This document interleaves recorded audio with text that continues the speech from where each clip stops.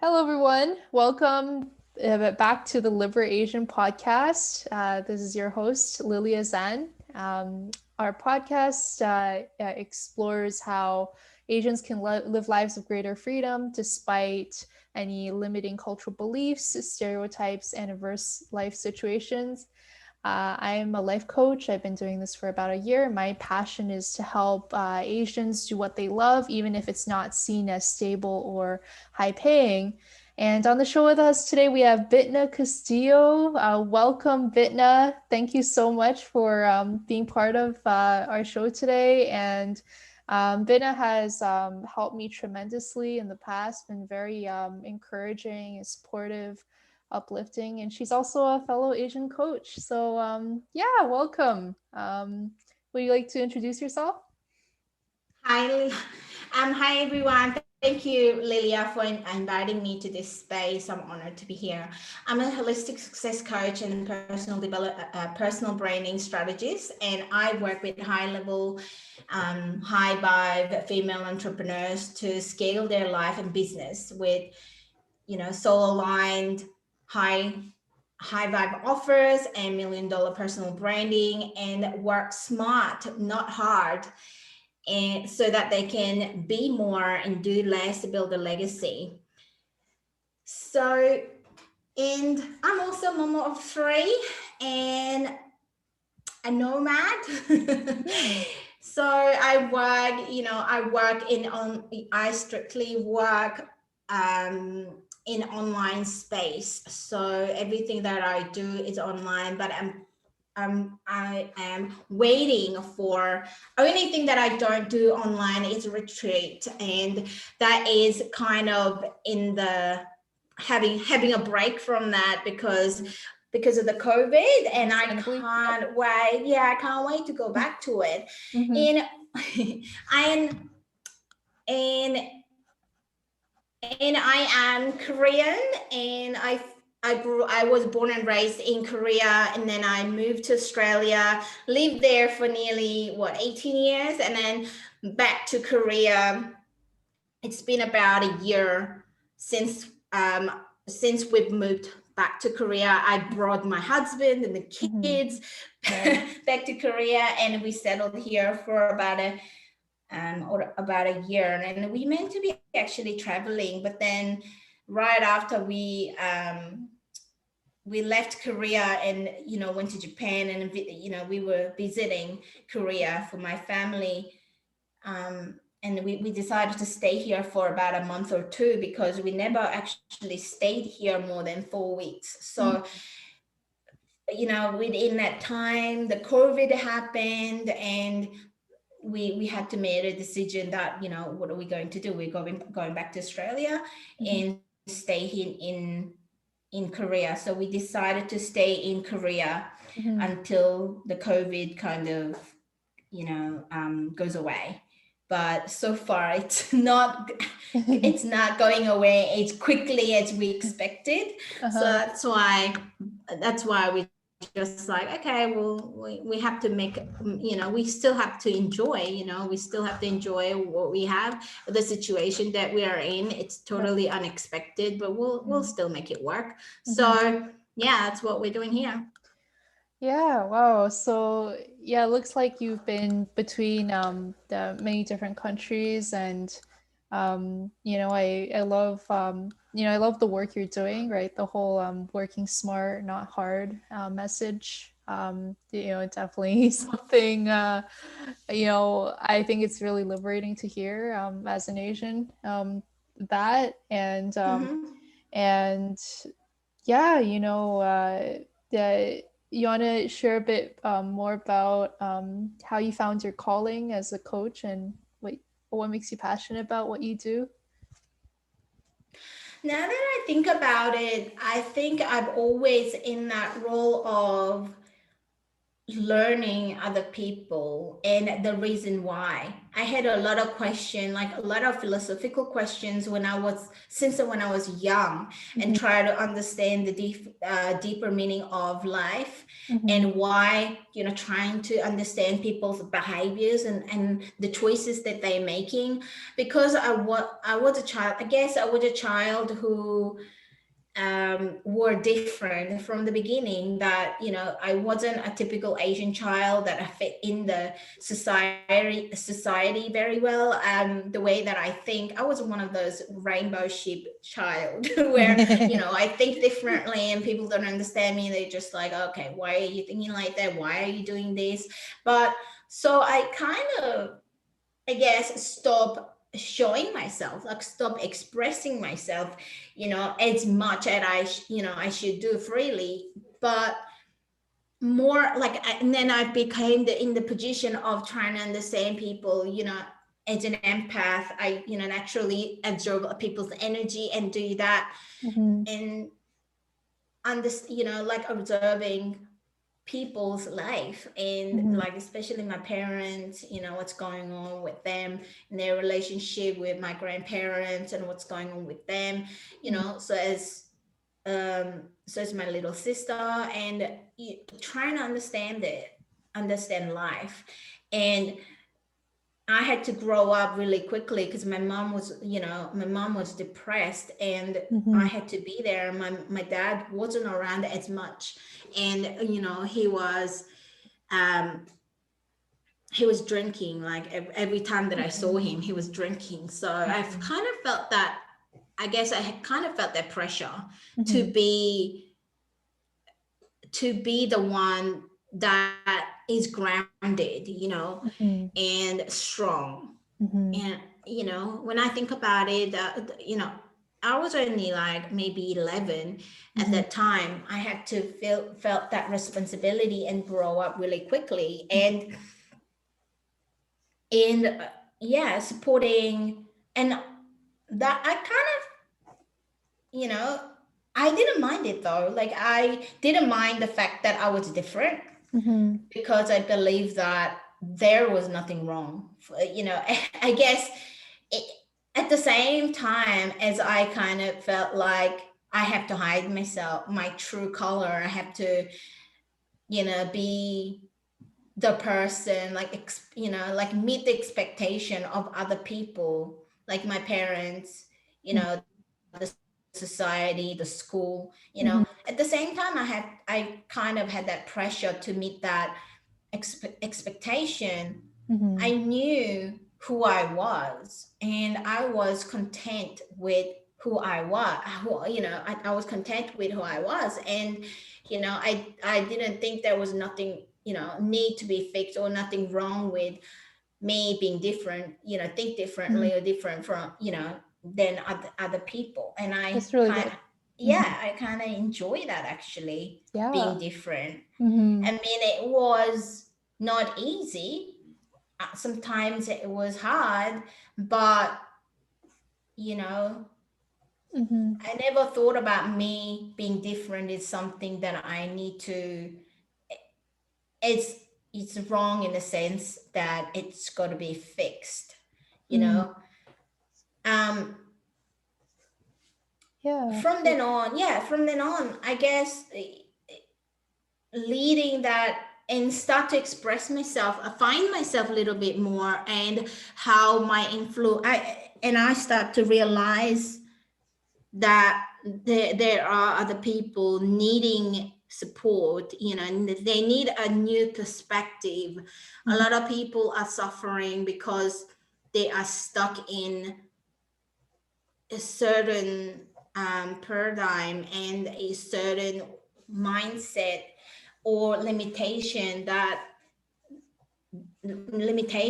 they are facing, and they don't understand themselves as much, and they need it. Because when I talk to them, oh, what do you think? And as I talk to them, a lot of times they told me, when I share my perspective, people were like, oh, I never thought about it that way. Mhm. So I enjoyed sharing my perspective in the way I think what is going on. Yeah, So I yeah. really personally I really enjoy your open-minded and freeing perspective on a lot of things. Especially that Mm, time when you talked to me about like just our parents' generations or being older way of thinking, and now we're kind of upgrading. It's just like using new technology, mhm. right? Like different lifestyles, different approaches. um yeah, and that was really really freeing for me to hear. Yeah. So Yeah. and it also sounds like you naturally saw your strengths and celebrated who you were, which I think is that's a Mm, incredible mindset to have, because I think a lot of us don't see that beauty in ourselves until someone mhm, points it out to us. So mhm. you know um yeah. And I'm curious to hear like um how you help people discover their own unique purpose and gifts and intuition in life, because there isn't that isn't necessarily scripted. It's like No. no one Yeah. school is going to like teach that to Yeah. everybody, right? So Yeah, yeah, yeah. Nobody's path is the same, and I do believe that everyone's born with their own gift, and it's very precious. And first thing that I recommend to do is like when you start to untangle things, and you need to really get rid of those things that are not working for you, and Mhm, also need to understand that what you've been given, what kind of conditions that you were given, because mhm, when a baby is born, mhm, they're very pure. They don't really have that is, they are full potential, like it's a clean slate, and if you try to understand what's really in the bottom of you that need to come out, and mhm, that's what it is, that your true purpose, your calling, your gift, that special mhm. something that Yeah. people have been trying to look for, Mhm, some people trying to look for the whole life. mhm, And we now this is like, I guess, because the COVID, a lot of have people um kind of forced into thinking about this, I guess, because they have time, and mhm. everything is changing, and really out of, I guess, out of fear, or out of um out of fear, or Yeah, out just of scarcity. uncertainty, Yeah, it's the uncertainty. Yeah, scarcity, and that yeah. uncertainty is really pushing you to hone into something that is secure and safe, and what you have, Mhm, what's really out there, and starting to have that deep conversation with ourselves, and with other people as well. They start to question that, and mhm, it is such a good thing to do that, because that is the beginning of it, that curiosity, mhm, what is out there. Like, mhm, okay, I know what I know, mhm, but what if it's not mhm, true? What is true? Like, I've been always the seeker, and I was like seeking for the truth, what's really bottom of it, and mhm, what's really important, and what's not. mhm, And that is the question that we start to have that question, and that is a first step into finding that gift, and finding that um, special, precious gift, Yeah, like it's that yeah. genius element that we have, we're all born with. And you really need to take off the layers that we are given, that isn't our truth. Everyone's truth is different, Yeah. but you need to find your truth. It's so important, because your truth might not be my same as my truth. So it's Yeah. really important that you find your truth and what you resonate with, and how you want to live your life, and what your journey is telling you. Where do you want to go, and Yeah. your direction and destination. It's so Mm-hmm. important. And to do that, you need to think about how you are related to the things that are surrounding you, Mm-hmm. things that make, things that made you who you are, Mm-hmm. and how is that going to relate to the things that you want to you want to be, Mm-hmm. things that, who Yeah. you are becoming, and what is the relationship between that. So Mm-hmm. a lot of times we were told, especially in our Asian culture, we were told to be, just go along, Yeah. just be blended in, just do what this person is saying, just do. And then when you're born, just listen to your parents. Mm-hmm. Yeah. Follow Do what, instructions. do, Yeah. yeah, do what Don't what you're don't be a told burden. to Yeah. do, yeah. Yeah. Yeah. And and Don't follow make a fuss. that, Don't yeah, cause just trouble. follow, yeah, just follow the path that we are presenting you to. And then you go to school, the school will give you that, Mm-hmm. but then at one point you'd be like, okay, but how about what I want to do? Yeah. How about what I want to do is not aligning with what my parents are asking me to do, and the right things to do, Mm-hmm. Yeah. or the school, like, what if what they're saying is wrong, what they saying to for me to believe in is wrong. Mm-hmm. And and you have to actually go out and dig in deeper to find that answer. Mm-hmm. you know it is so important, and that is the journey. My job as a coach is to provoke that thinking process, Mm-hmm. and making that, because the questions, the amount of questions that you'll be asking is purely depending on, um, your own capability, and Mm-hmm. what your life experience is, how you grew up. But when me as a third person giving you that, you know a little twisted question, or giving you a question that you never thought of, Mm-hmm. and as a coach, I don't really give them a set solution. I'm here to help other people to find their own solution, Mm-hmm. because everyone's solution will be different, everyone's journey is different, everyone's path is different. And that is the beauty of the world, and that is the beauty of Mm-hmm. being a human. We Yeah. are all different, and even though we are all different, we we live on this earth together, and in making Yeah. this place a better place because we are different. Mm-hmm. That's what I believe. Diversity is a big thing, Mm-hmm. for me, because I believe that if imagine just eating plain rice, right? Yeah. That would be boring. That'd be so boring, right? Yeah. Sometimes you have to put some spices.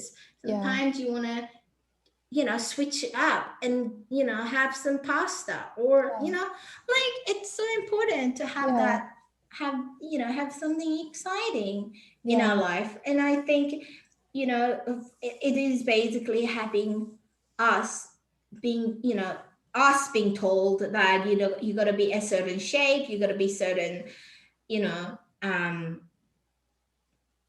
you got to be in the Yeah. box that everyone's, and Understood. tick the box and go. It's like being in a Yeah. factory, and we don't want to be like that. Nobody wants Yeah. to live their life like that, and because that is really, imagine being inside the box that is closed, and Yeah, it's it's gonna just be it. it's a big weight of obligations, Yeah, and it is. to It is. It's cut heavy. ourselves off, to cut our real selves off to fit that Hmm. box. It can be Yeah, painful. Whereas like, it is. I yeah, mean, it is definitely going to be painful, yeah, and it is going to cost you yeah, because you will human beings, we meant to grow, and yeah. we meant to grow and evolve. If we don't, we just die Mm-hmm. inside out. So Mm-hmm. we die inside first, and then that will manifest, really physical illness Yeah, outside. And a lot of times we say, stress is the root of any disease, and that is true, and that's why people get sick. And when they look into it, it's a lot of times it's something to do with what's going on internally. mm-hmm. And Oh yeah, and it being in that box, really, like, it's they can't breathe, they're just in the darkness, and they know that they need more room, they need their evolving, and they need, you know to be flexible, because mm-hmm. we are not human beings are not meant to be in the box. Mm-hmm. It's Yeah. we are told to be like that because a lot of times it's Well, for the it's greater good, I guess. Like, they or needed yeah, to, other people feel envious of our strengths, and or that, they're yeah, uncomfortable going yeah. in and risking it all and putting faith in something they don't see yet. So Mm-hmm. yeah. I mean, in Asian culture, it's more so with that community. It's the culture where, we need to be one. We need to really bond as one, because that collective power was the strength that they can survive. Mm-hmm. Like, if they were attacked by something, it is that similarity that will really contain them to be together. So I guess if one person is different, or everybody is different, and they're worried that they might cause a conflict in between individuals, and then if that's so, they can't be bonding together and then have that collective strength. If anything happened, they needed that to be Yeah. able to, fight off with something. That belonging it was very much as, a survival instinct. So, Yeah. but we need to understand that it's so important that we don't, we have the balance. It is so important to have the balance. It is important to have the belonging. Yeah. It is important to have that similarity that you see with, within your culture, within your people, within your community. It is so important because that's how you bond. Mm-hmm. But it doesn't mean that you got to act the same, talk the same, know the same thing, and do the same. It is a totally different thing, because you belong to yourself first, that you belong before you belong to a community or belong to other parties. We need Yeah. to understand that we need to belong to ourselves first, you Yeah. know And what you're saying is actually, triggering a lot of thoughts for me. Like, first of all, I think for us to be truly unified and a collective, you know, uh, we do at times need to risk conflict amongst ourselves, to resolve our individual needs, and like not be afraid to stand out and contribute our strengths too, and then like and in doing so, I feel we are actually stronger as a collective. And the second thought that came up was that uh, like there's so much competition. I think partly because we're all being pressured to do the same thing, to learn the same skills in the same way. Um, but is that really necessary, and does that really serve the good of the collective? Maybe not. No, Right. no. Whereas, like, and you were saying earlier, we'd rather not just have rice, right? We'd rather have these other dishes. Actually, like, the world thrives more when there's like abundance Mm-hmm. of different recipes and Mm-hmm. spins on things. It's like, if I differentiate myself from the other 7 billion people, well, that actually adds more abundance. It doesn't like take away from anybody. And yeah, so yeah, I think, yeah, that is actually that thinking makes a whole lot of sense to me. Yeah, and I think belonging ourselves first is, like if we don't understand ourselves, then how can we understand other people? Yeah. Or if we understand other people and put themselves first, and what does that mean for Like, us? is that true You know? loyalty, right? Because I No. think Yeah, that exactly. that's a recipe for resentment and, Exactly. wanting to drop out of life. Mm-hmm. Yeah. Mm-hmm. Because we need to find that. And I think in the, typically in Asian society, you learn to put other selves first before you, because for you alone it's not valuable. What's valuable is when you are, like when you're in a community, when you're in a society or a whole nation together, and that is more important than you as an individual. Mm-hmm. But we all know that when there was a big change in evolution, as a nation or as a society, there's a big important impactful leaders in our history. When you look into them, they all were different Mm-hmm. than Yeah. the other people. They were like, they were like even like 3 steps ahead or 5 steps ahead. They were ahead in terms of thinking, and also, their goals, and their, the way they executing things, like the way they act was different. It wasn't, um in a way, sometimes they were against the old ways, so Mm-hmm. they were able to, but they understood the other people. They understood what's going on with the world and where it's heading Mm-hmm. and how it's evolving, and that's their way for them to be able to lead, and lead that revolution, and people followed, you Mm-hmm. know and when you think about that, you know people, I guess a lot of people, it's really hard for them to change, because we are wired that way. We Mm-hmm. are wired to stay safe.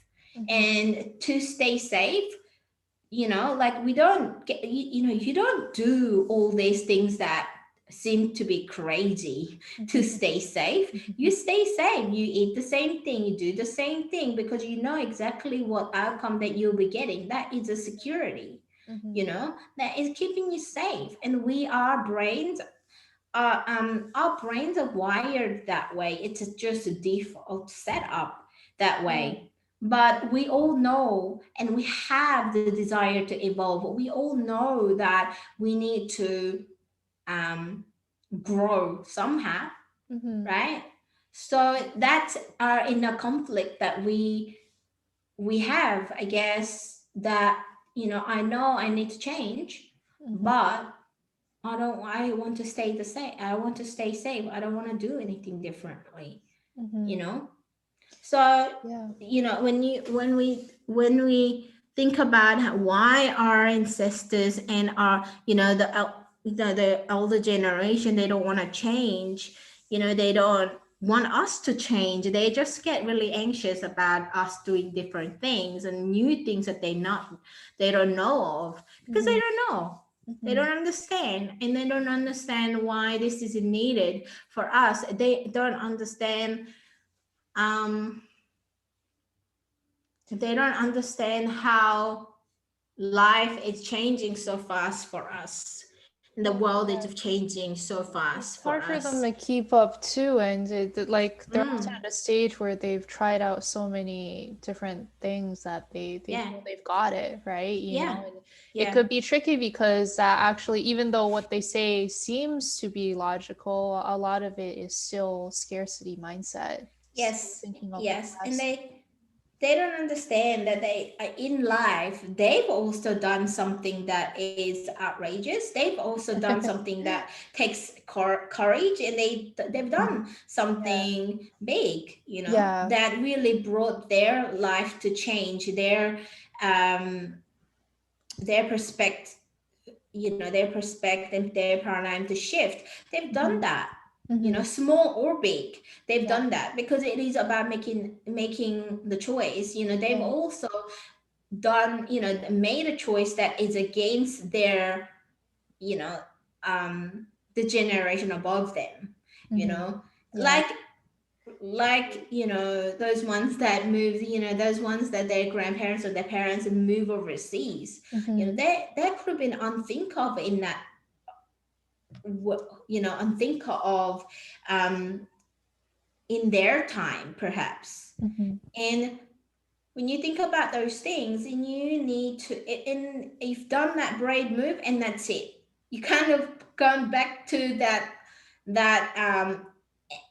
gone back to the scarcity mindset. They forget about it because they've done that big move, and believing that that's it, that's all they could do, and I've done it. Yeah. And This they was just want to my break, this you know. yeah this was my big goal. That was my ultimate goal, and this will fix everything. Yeah. And they just stay that way. And Or and yeah. they expect the younger generations to honor that and then follow their lead. Hmm. um but we all know that if we do exactly the same thing, that well, the fundamental is the same. You have to, why how they did why they did it, and how they did it was, the bravery that, they did it on, for a big cause. They did it on, Yeah. they had that big goal, and they had a purpose, and they worked hard for it. And it is the Yeah. same, but I guess how we, what we do about it, and how we do things would have to be changed to the world that we're living in now, and where the world is going, because it's not the same as before. Yeah, and it's like yeah, like things that mattered to them in the past may not matter as much anymore. Like, Hmm. for instance, that belief that money alone can fix everything, can fix, insecurities and whatnot. And I think our generation is looking more towards like personal fulfillment, Hmm. and and happiness. Hmm. Uh, yeah, and you were mentioning before our podcast today that there's an expectation for us to go study, right? Study at Ivy Hmm. League schools, or go to top school, Yeah. graduate, bachelor's, masters. But a lot of Yeah. people aren't, actually getting jobs, and so they choose Yeah. to stay at school longer. Well, that's Hmm. the same strategy as before. So, Yeah. yeah, like there's a need, I guess, to evolve from that and to look for other Yeah. ways to Yeah. make our place in the world. Yeah. We were told that, the reason why our, I guess, Asian parents were like really pushing their kids back in the day, or nowadays, I don't know, to for them to have, you know, become a reputable, becoming a reputable professionals, or uh, like academics or things like Yeah. that. It's one, it's related to the culture and history itself, Hmm. because back in the day those things were important. Those things, because we are living in a world where there's a hierarchy of classes of Hmm. people. You were not, you were more, your position was higher in the society if you have those, if you are in one, have one of those positions, or if you're an, academics, um Yeah. and as compared to somebody who is like, I guess, a business person, or someone who just chef, cooks, or what I mean. It's Yeah. still in our in our belief system that is Yeah. affected by those histories that we have. Yeah. And that's, and second, um it's it, second, it's really like, they don't like the money, because they, again, it is like those people were high, they were getting paid more. So when Yeah. you're living in a material world, when suddenly, like, money is, you're not noble, like humble, noble person, it wasn't enough.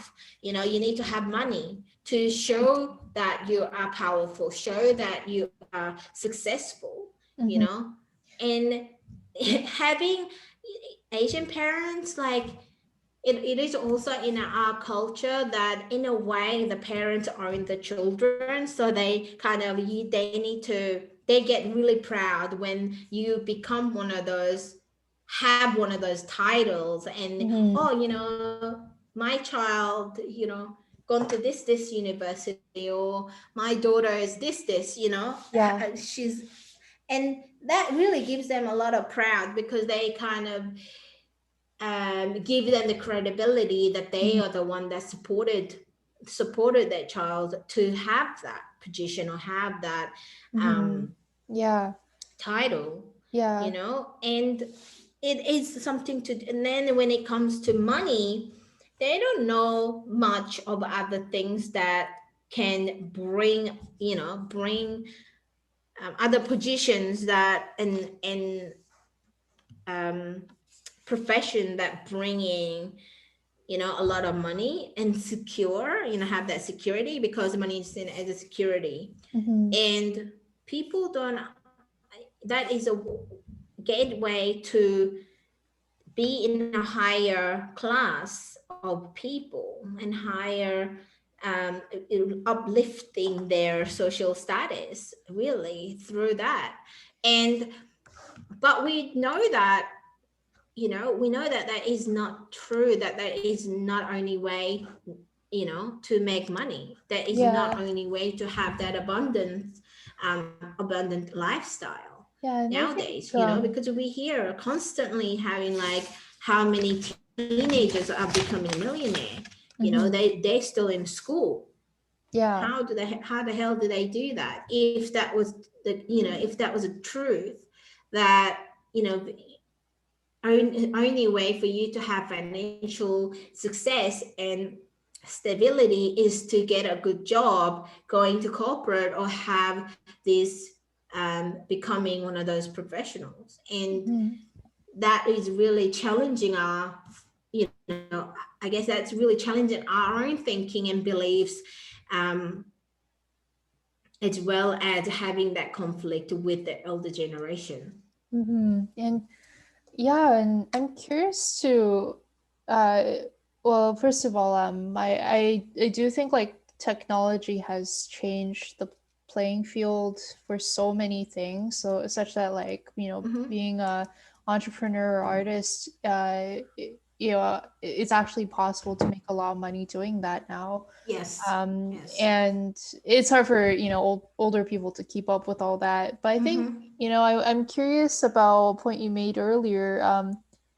Actually, it was the one I mentioned where do you know why bachelors and masters isn't sufficient to get a job anymore? Or Because everyone's got, isn't it? everyone's got it? Back in the day, yeah, Oh, everyone's okay. got it, because everyone's basically, there's more and more student, because they understand that it is so hard to get a job. It's so competitive, and Yeah. they basically delaying to be in that market of, looking for jobs. They Mm-hmm. decided to stay at school, Mm-hmm. so their education level goes higher and higher, but Mm-hmm. not necessarily that doesn't guarantee that they'll get a job. Mm-hmm. And that is the issue, and that is the issue that a lot of young people are facing these days. That Mm-hmm. back in the day, if you have a master's degree, if you have PhD, for sure you'll get a job. Mm-hmm. Mm-hmm. But that is not the same, because more and more people who decided to stay at school because to be I guess some people decide to stay more and do more studies because they wanted to. But at the same time, there are a lot of students that stay in school and extensively long, like having a long time, studying, and Yeah. have more letters after their name because they don't want to get into the job field. And because we are taught the same thing, taught the same way, and it's not as, I guess, that really fuel the competition. And when the competition is so high, you know you can't, and automatically you kind of think that, oh, if I have a better degree, if I have a better Yeah, that's a qualification, yeah. then I will have a chance to go ahead and have a job that I desire. But that is not true, and that is Yeah. not necessarily what, you have to think about. Is that what you want? Is that what you actually want? Or Mm-hmm. is that beliefs and um it's actually something that you've been told to Mm-hmm. believe, and told you to um be true, and that might not be your truth, and that might not be what you want to do. But the question would be, um do you have the capacity to think about it that way? Mm-hmm. Because you need to have that insight and curiosity and critical thinking to actually dig in deeper to those questions. A lot of people, especially a lot of young people, they don't even have a chance to think that. Yeah, If they're you so were busy. surrounded by, yeah, they're so busy. And if you're surrounded by the people telling you constantly, it's like brainwashing. Like, if you're Yeah. telling you constantly all these things that is um making you feel, you know um insecure Secure about your less than. future.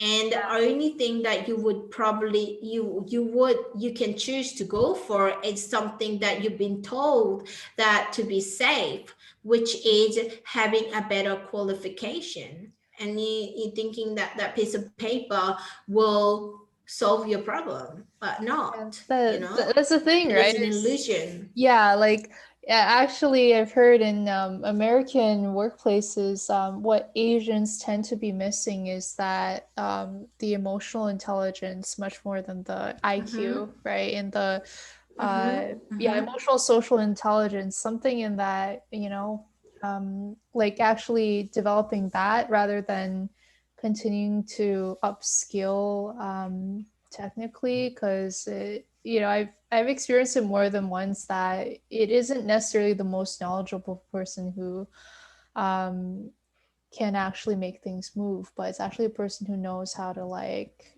add value. Um, Mm-hmm. like, and this is maybe not just at jobs, but like outside of Yeah. jobs. Um, Yeah. yeah, and yeah, in my mind, if you know how to add value um, anywhere, then you can create your opportunities. You don't have to wait for a job opening. and fit into that box, Yes, basically. yes, yes. And I think because we were told that, that is important, we also, in, in, because valuing those things so much, the credibility, the degree, the paper, Yeah. the people,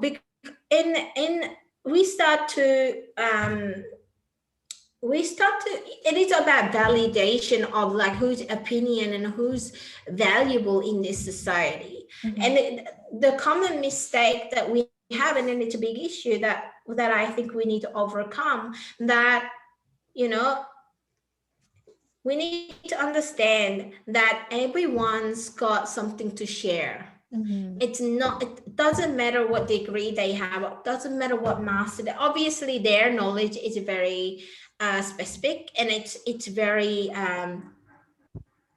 they are expert in certain areas. Mm-hmm. But at the same time, the wisdom of life that is so valuable Mm-hmm. that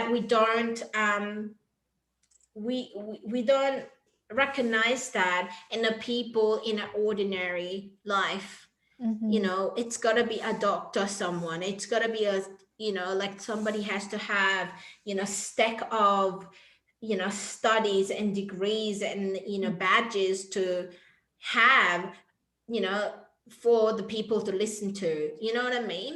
I think that is a Yeah. very big mistakes that a lot of Asians having, and it's a Yeah. challenge for myself, like personally, to overcome, because I'm only a university dropout, and who's going to listen to me. And one of close friends actually told me that I wanted to, when we came, like when we decided to settle in Korea, Mm-hmm. I wanted to be a speaker, and I wanted to, talk to other people about what I've learned and share it with other people, because I do believe that there's a Mm-hmm. huge gap, and Mm-hmm. there's a missing puzzle piece that we need, um, to bring more happiness and balance in this society. And I wanted to contribute to my own community.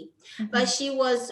she was telling me that all these people with, like higher um, degrees and have the master degrees and, PhDs, and those people, they're not going to listen to me, because I'm only university dropout, because I don't have a piece of paper. They, like, automatically my opinion, like what I know, is not valid. Mm.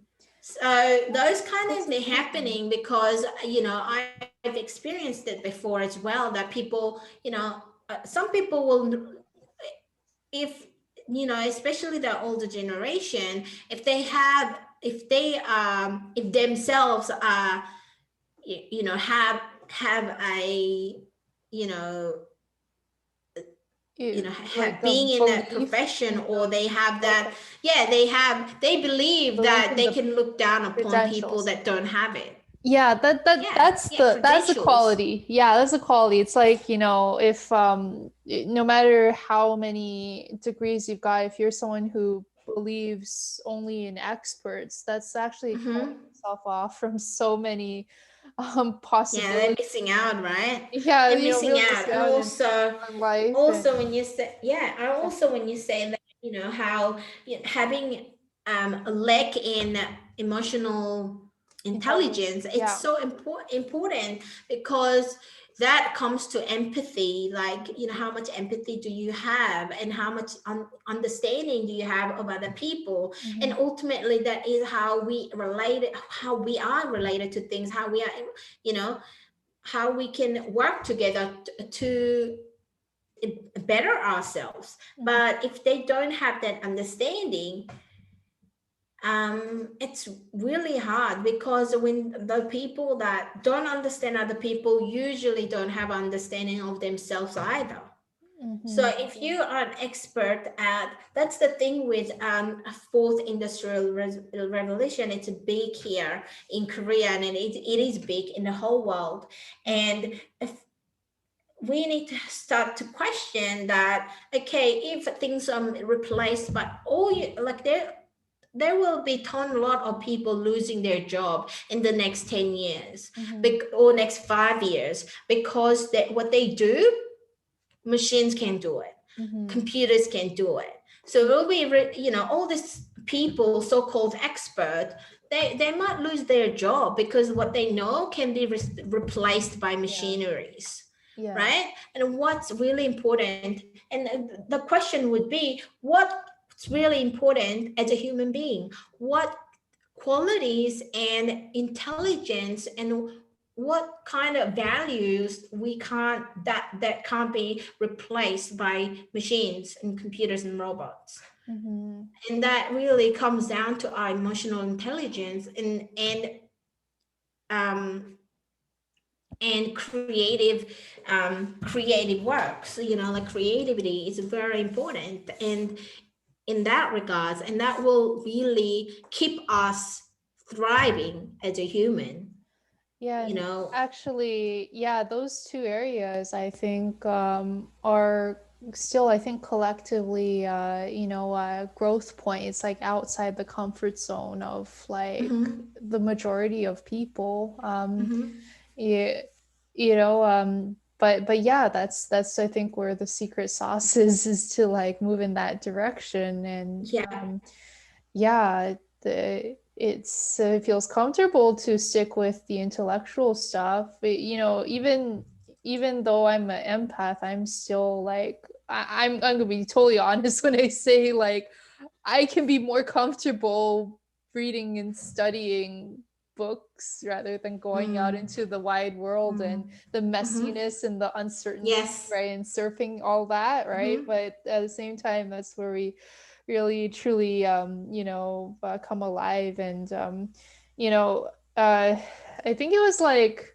it was actually I think it was in the Bible where it was mentioned, like, was it like knowledge or wisdom without love is lifeless, right? Like it has no mm, meaning. mm-hmm, So it's like, yeah, we can accumulate all this knowledge, but it's like, yeah, across, I think across the board in Asian culture, you just see all these like really emotionally empty families where it's all mm, about work, work, work, and yes, make the yes, money and then make sure the children are working or like following the same pattern, the mm-hmm, two, right? And yeah, but that's not what we're designed for. no, We're designed to be so much more than that. So mm-hmm. yeah, yeah. I mean, we all have, we all have given a, base of that puzzle, that how we want to structure our life and how our final masterpiece is going to be. Mm-hmm. And it is not only, Asian, non-Asian thing. We're all given a certain piece of puzzles from our family, and, from our history of our family, and, Mm-hmm. where and how we are born. But as we grow up, we that picture can change. Mm-hmm. We were given a picture it's like when you do a jigsaw puzzle, like when you follow the picture of on that package, on that picture, that how it's supposed to look. But Mm-hmm. that picture is up when you know that you have a power to create a new picture, Mm-hmm. and it is up to you to find that piece of puzzle to make that picture different than the one that than the ones that you're given to follow. Mm-hmm. It is so important knowing that you have that power to Mm-hmm. create a new picture. It is going to be not easy, because you have to go and creative process is not Yeah. easy. That you're an artist, so you know that. But Uh-huh. it's such a joy if Mm-hmm. it's also, it is like, okay, do you want to be resentful in pain because you didn't pursue what you really want, and really trying to learn about yourself, and Mm-hmm. and or you have the pain, or do you want to have the pain, the growth pain, Yeah. and struggle, It's a to trade-off. actually, yeah, going on an adventure, get yourself in the Yeah. mud Yeah. and and and like falling over, Yeah. but at the end you're gonna get what you want to get, and you're gonna be happy, or Mm-hmm. you're gonna grow. You're gonna grow grow in as a better version of yourself. Mm-hmm. And the answers, when we think about it, the answer is like a no-brainer. You want to be a better version of yourself. You want to make a perfect picture for yourself, Yeah. and have that masterpiece that is beautiful, and that is unique to yourself. But Mm-hmm. a lot of people don't want to actually get themselves in the mud, and they don't want to experience that pain and growth Mm-hmm. pain, and because it's funny, because the pain, it's the same thing. Whether you stay and feeling stuck and being in that pain and then Yeah. struggle, it Yeah. is still unpleasant thing.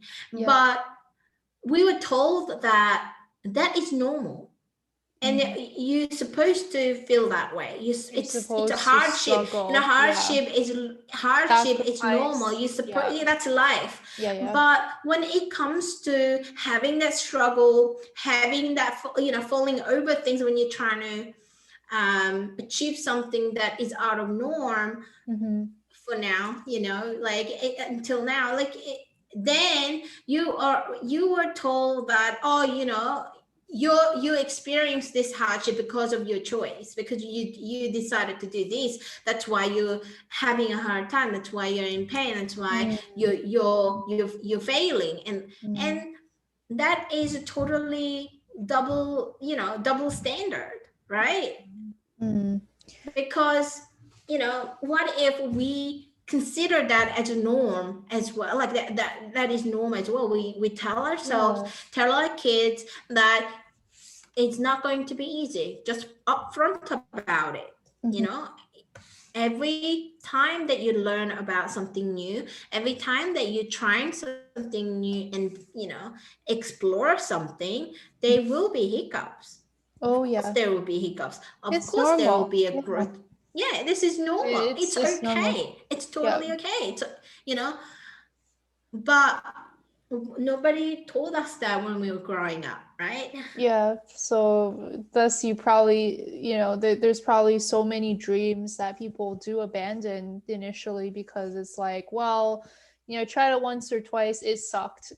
I'm never putting Yeah, myself through that yeah, embarrassment again. yeah. Because like, yeah, it must have been something about me that was wrong instead of seeing Mm-hmm. that, oh, it's actually not about me, it's just part of the learning process. Mm-hmm. And yeah, like I hope, maybe as part of that new picture, we have a world that where failure is embraced more and celebrated, even like Yeah, yeah. not deliberate failure, but like It is, like it intentional is the failure. journey. Yeah. Yeah, Yeah, it it is a is journey. Like if you intentionally. don't fail, there will be no success if you don't fail.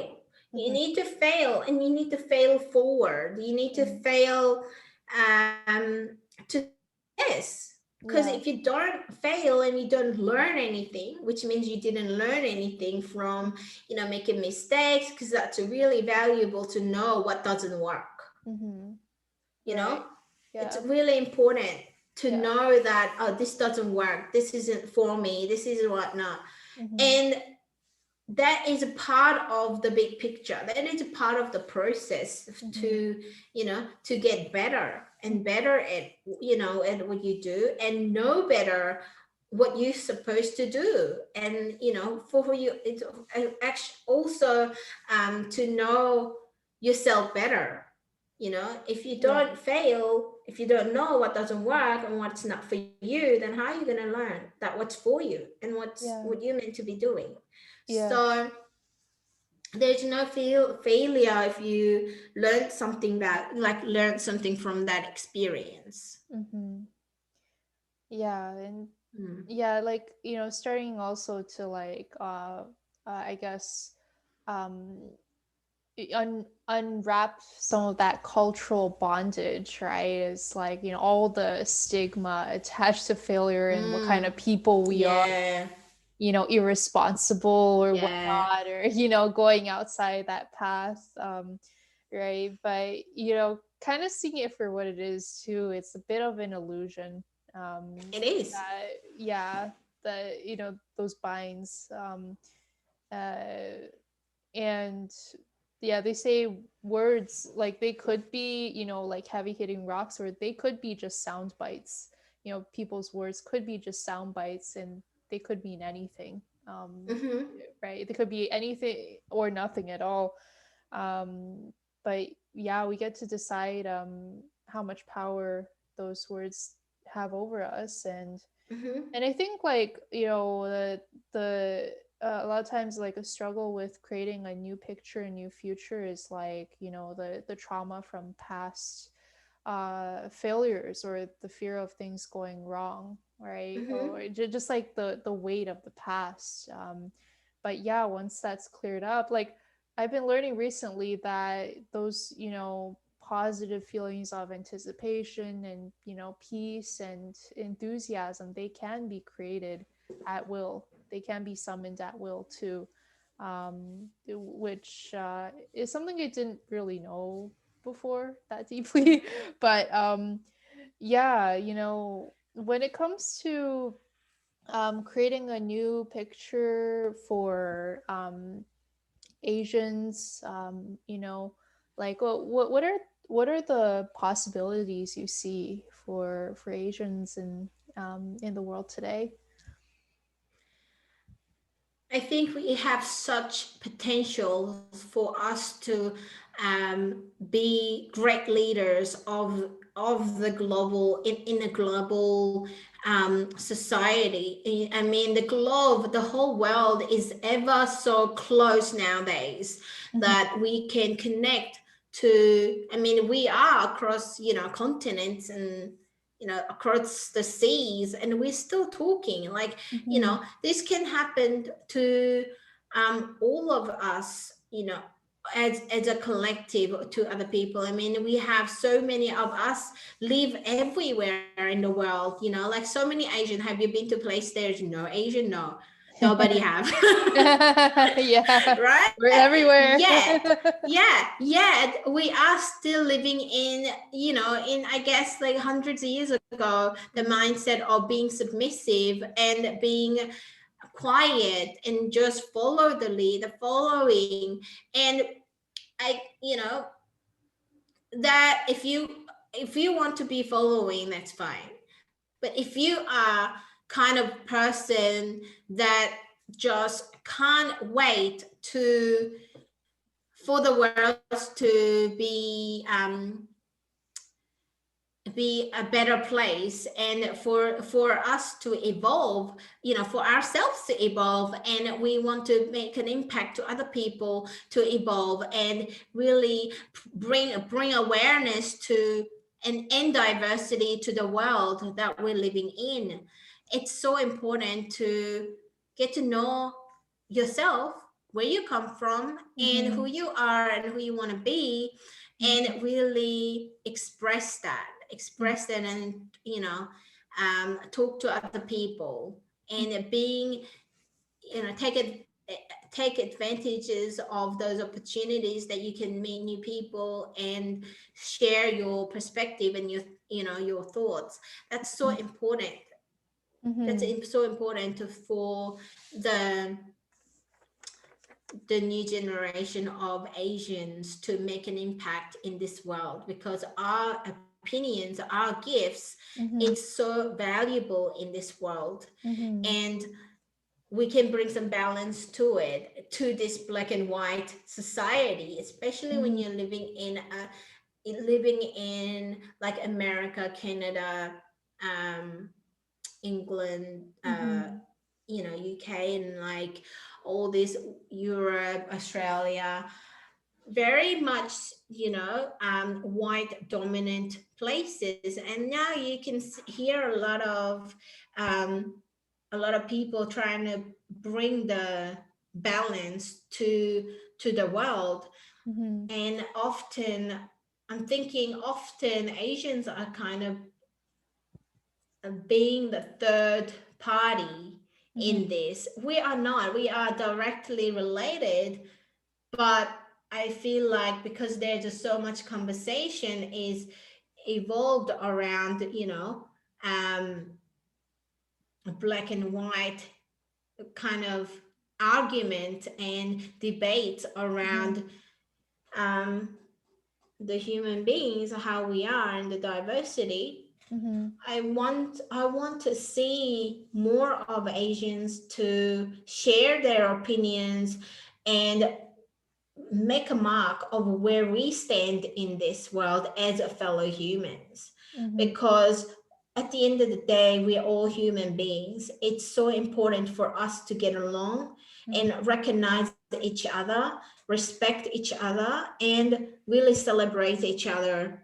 for what we have. It doesn't matter where we're from, what we are, like a culturally, where do we belong, or where,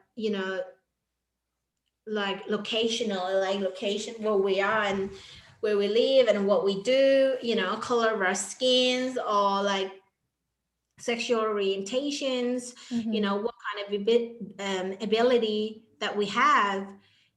It's so important that we celebrate as a whole, as a whole human. Mm-hmm. And that's been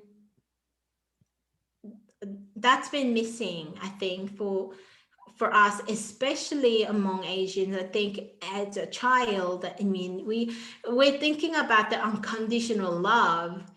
Mm-hmm. They're very rarely there's a Mm-hmm. very rarely people experience that unconditional love, I think, Mm-hmm. from their parents. We kind of think that, oh, we got to be good at um we got to be good at this and that to Mm-hmm. deserve the love from our parents, because of what, Asian parents are very strict and particular about Yeah. if you're good or not. Yeah. Which can be it can be a blessing and a curse at the same time. Like Yes, good habits, yes, but also lots of yes, of pressure, course, right? of course, of course. Yeah, but yeah, I guess we as Asians, with our a lot of our natural, cultural strengths, we do have a lot to offer the world and our individual Mm-hmm, strengths mm-hmm. too, right? But Yeah. like I feel that our collectivist mentality is, can be seen as a huge strength, especially balancing Yeah. out that, the Mm-hmm. self-centered individualistic Mm-hmm. uh, part of the world that dominates today, Mm-hmm. right? That can evolve to more care and compassion Yes. on this planet, and Mm-hmm. with the integrity and the work ethic that a lot of us do have, there's actually incredible amount of um, potential we have, I think, to also make a change Yeah. on this planet. And you know um if we if one day we have a world that where the ego plays less of a role, right? Because right now Mm-hmm. it's still fairly hierarchical, and like, a lot of it comes from actually, um trying to compete for the white man's position in a lot of ways, right? What if we Mm-hmm. change the game, and it's like if we valued ourselves from the inside and not based on the amount of money made, or like uh right, fame, social status, right? Mm-hmm. I think it would be a much more a much more pleasant place to live in. Our world would be. Yes, yes, yes. One thing I feel like Asians don't value is happiness, and that's something that I've always Yeah. thought that. And like I mean, there was a time that I totally forgot about it, right?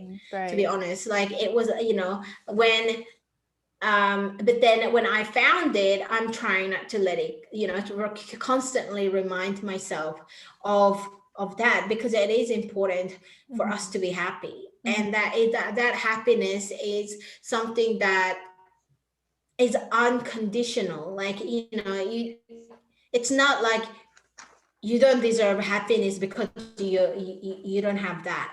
Mm-hmm. Everyone deserves to be happy, and I think that is something that we need to um, see ourselves having more of. Mm-hmm. Like, it is, well, like, there's nothing wrong with having more money. There's nothing, Yeah. Oh yeah, of nothing course. bad about it, right? Yeah. But we can have happiness and be financially abundant, Mm-hmm. you know Oh yeah. and at the same time we are all aligned and happy and healthy and Mm-hmm. balanced. We can all have that. Mm-hmm. It's not like it's not like either or, like, it's not like you have to have one thing. Mm-hmm. um we can have that, but if we need to for have that, we need to have that awareness of Mm-hmm. this is possible, this is happening, this is possible to happen, Mm-hmm. like, and we need to set more examples. We need to see Mm-hmm. more examples of having that, because um like in Asia, like, if you work hard and have money, you don't have you don't have that time freedom. So Mm-hmm. you don't have much time to spend with yourself. You don't have time to spend Mm-hmm. with your family. And that's the examples of what we've been growing up seeing as a successful person. Mm-hmm. And we, nowadays that we, younger generations, we value our lifestyle more. We value our personal happiness and fulfillment Mm-hmm. more than our, the generation before us. And Yeah. it's, and that really gives us staying away from those paths that will give us, you know of course we stay away from the same path, because they didn't have any time to play. They didn't have even any time to spend time with their family and with themselves, because Mm-hmm. we know it's not going to give us happiness. Like, it's not going to bring joy, Mm-hmm. person, in a personal level. And we know that if that happens, it doesn't happen in a personal level, it doesn't happen as a family. Mm-hmm. And we know that, so we are Yeah. trying to create a better and improved version of ourselves, and in the family, in the society all together. Mm-hmm. And I love what you said about having that valuing the community as a collective. It's really good things that we can bring towards um to the world, because there are definitely a downside of, like, the culture. And it's like me. Mm-hmm. It's, Yeah. we have, it's that also creates a lot of competition, and that also creates a lot of, like, a lot of um things about, like, not respecting other Mm-hmm. people's view, because they are so self-centered. Mm-hmm. And that can create problems in the world. And I think that could be reason why we have, like, unresolved issues Oh yeah. culturally, like. Yeah. But if we think, and also a lot of dividing happening, like, in the Mm-hmm. world, when I think it is in me, and saying, like, oh, we are all the same. Why Mm-hmm. do you have to, well, because you don't agree with certain things that the other person say, you don't have to divide ourselves. Like, we don't have to. Of course they have, something that is disagreeing, Mm-hmm. with something in Mm-hmm. life. Not everybody is Yeah. perfectly aligned and perfectly the same. Uh-huh. We Uh-huh. can't be. And Mm-hmm.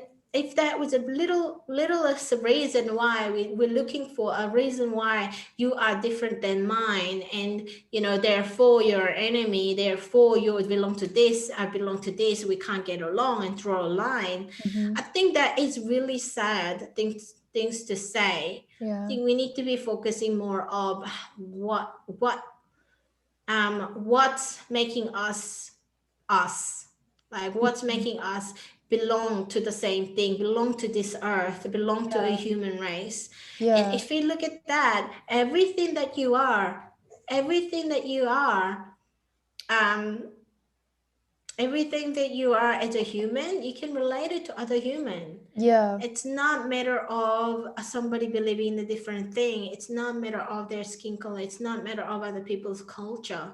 Mm-hmm. We are in this together. We are facing the same thing together. We're pushing it through it. Mm-hmm. Everyone's got hardship. Everyone's got something to celebrate. Mm-hmm. What if we embrace that, as a human being, Mm-hmm. because we have the quality, we have the quality that we can share Mm-hmm. to make each other's life better, you Mm-hmm. know, Yeah. collectively. Yeah. That's uh yeah, honestly, if there was more collective thinking, I think more would get done in the world because we'd be looking at people's actually it's like a mixture of collective and individual thinking. It's like Yeah. we're seeing everyone's needs, right? And we're trying to think, Mm. how do we meet everyone's needs as a whole and not withholding judgment on someone else's Yes. values, Yes. right? Which can be Yes. challenging, right? Because Mm. it's like um, there will be clashes of opinion. Mm-hmm. Definitely, how money is to be spent, for instance, right? Mm-hmm. Trying to create that win-win situation for all. And I think, man, like honestly, if the world was a judgment-free zone, like if families were judgment-free zones, and Mm-hmm. you know we could approach each other for help and kind of be open and vulnerable with each other, get Mm-hmm. support, right? That would, I think that would supercharge us in so many ways. Yes. And Yes. and casting aside that expectation of perfection, like in the Asian culture, because I think it's killing everybody, to be honest. Yes, it Like it is. is It killing is. people at all Yes, it levels. is. It is Yeah. like, romantic relationships. So many people are insecure about themselves, right? And then like Mm-hmm. you get the people in their 30s, 40s, 50s who are feel like they're behind all the other people in their age group. Yeah. Yeah. And you're hearing this from super successful, good looking Asian people the Yes, most. because they're not good enough, right? Somehow. Yeah, yeah, and then they keep Nobody's good enough. yeah.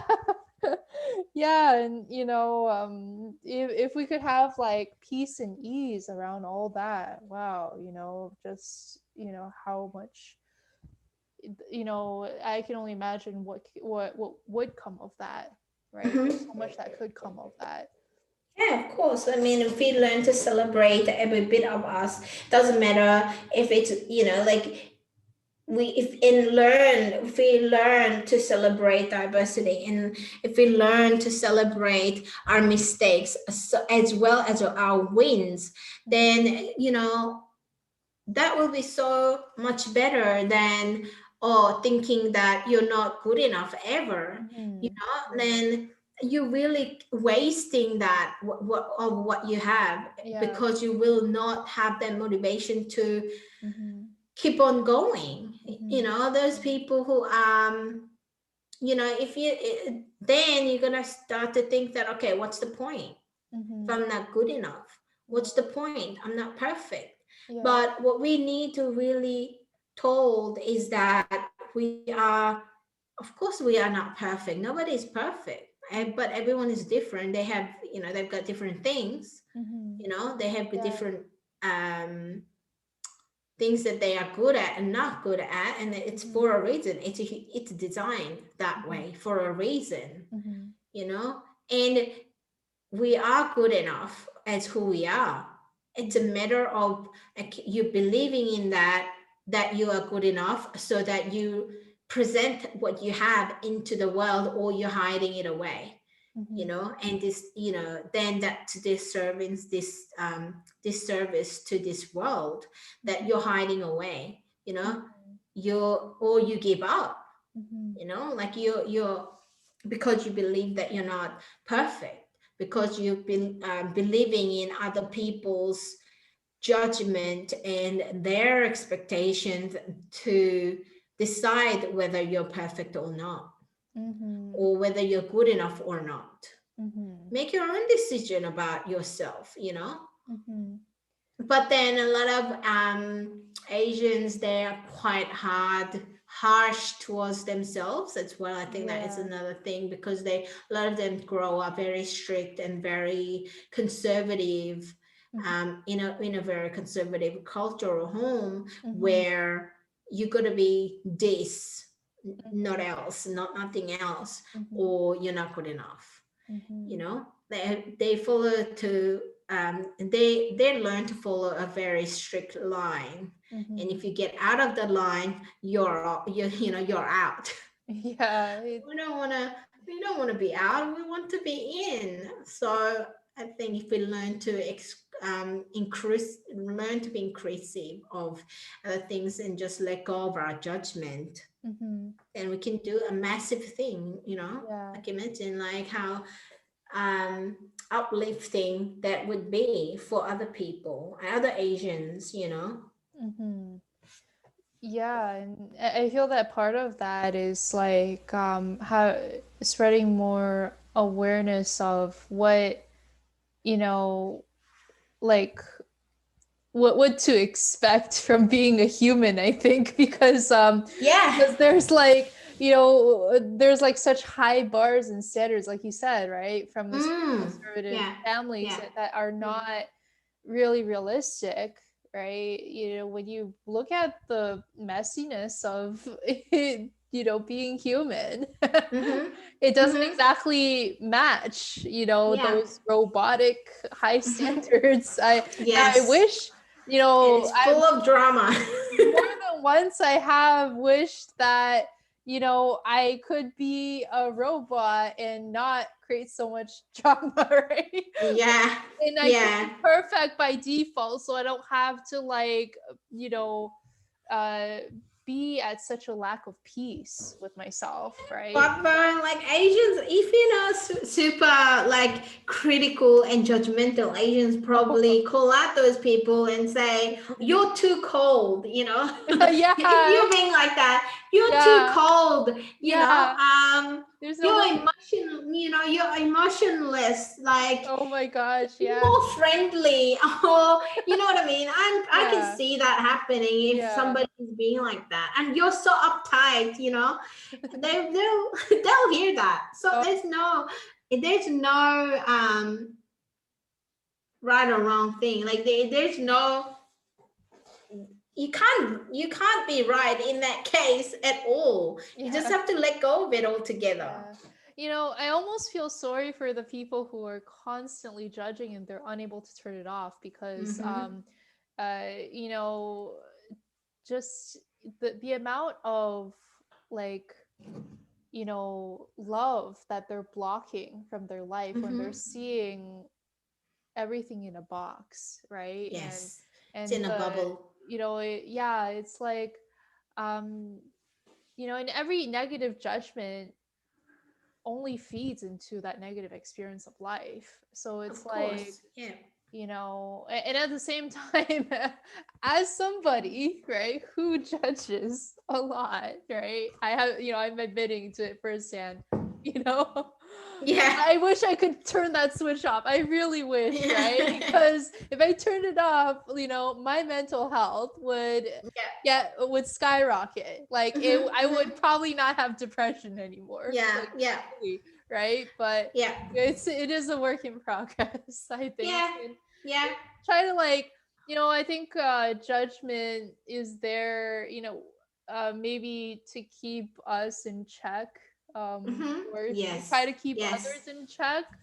but Yes. there is definitely like an intensity that works and an Mm-hmm. intensity that doesn't quite work, and also Yes. very careful about labels, because labels do not capture the whole truth of what Mm-hmm.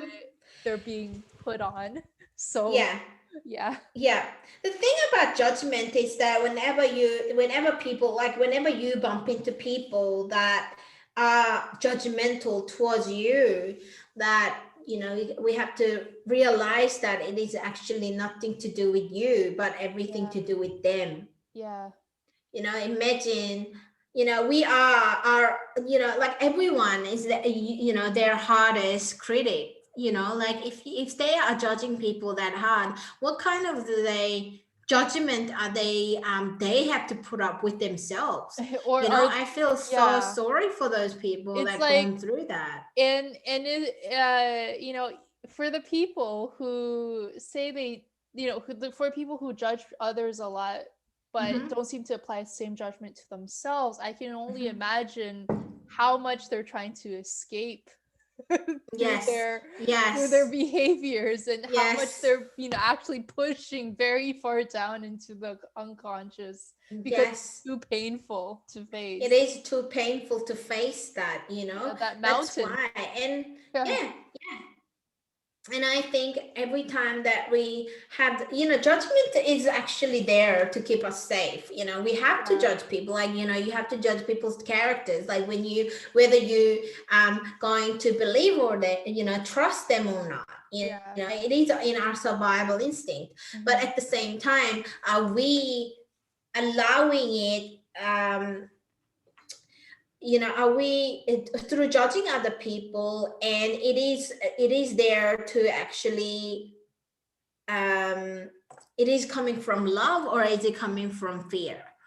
you Mhm. know like if it's coming, a lot of it is coming from fear, that we judge people, and it is about it's nothing to do with their fear, but it is a lot to do with your fear. What kind of things that you're fearful of, therefore you judge other Mhm. people. Mhm. That way you don't put them into this category of, people in your head, or this, Mhm. because you don't want to trust or not trust.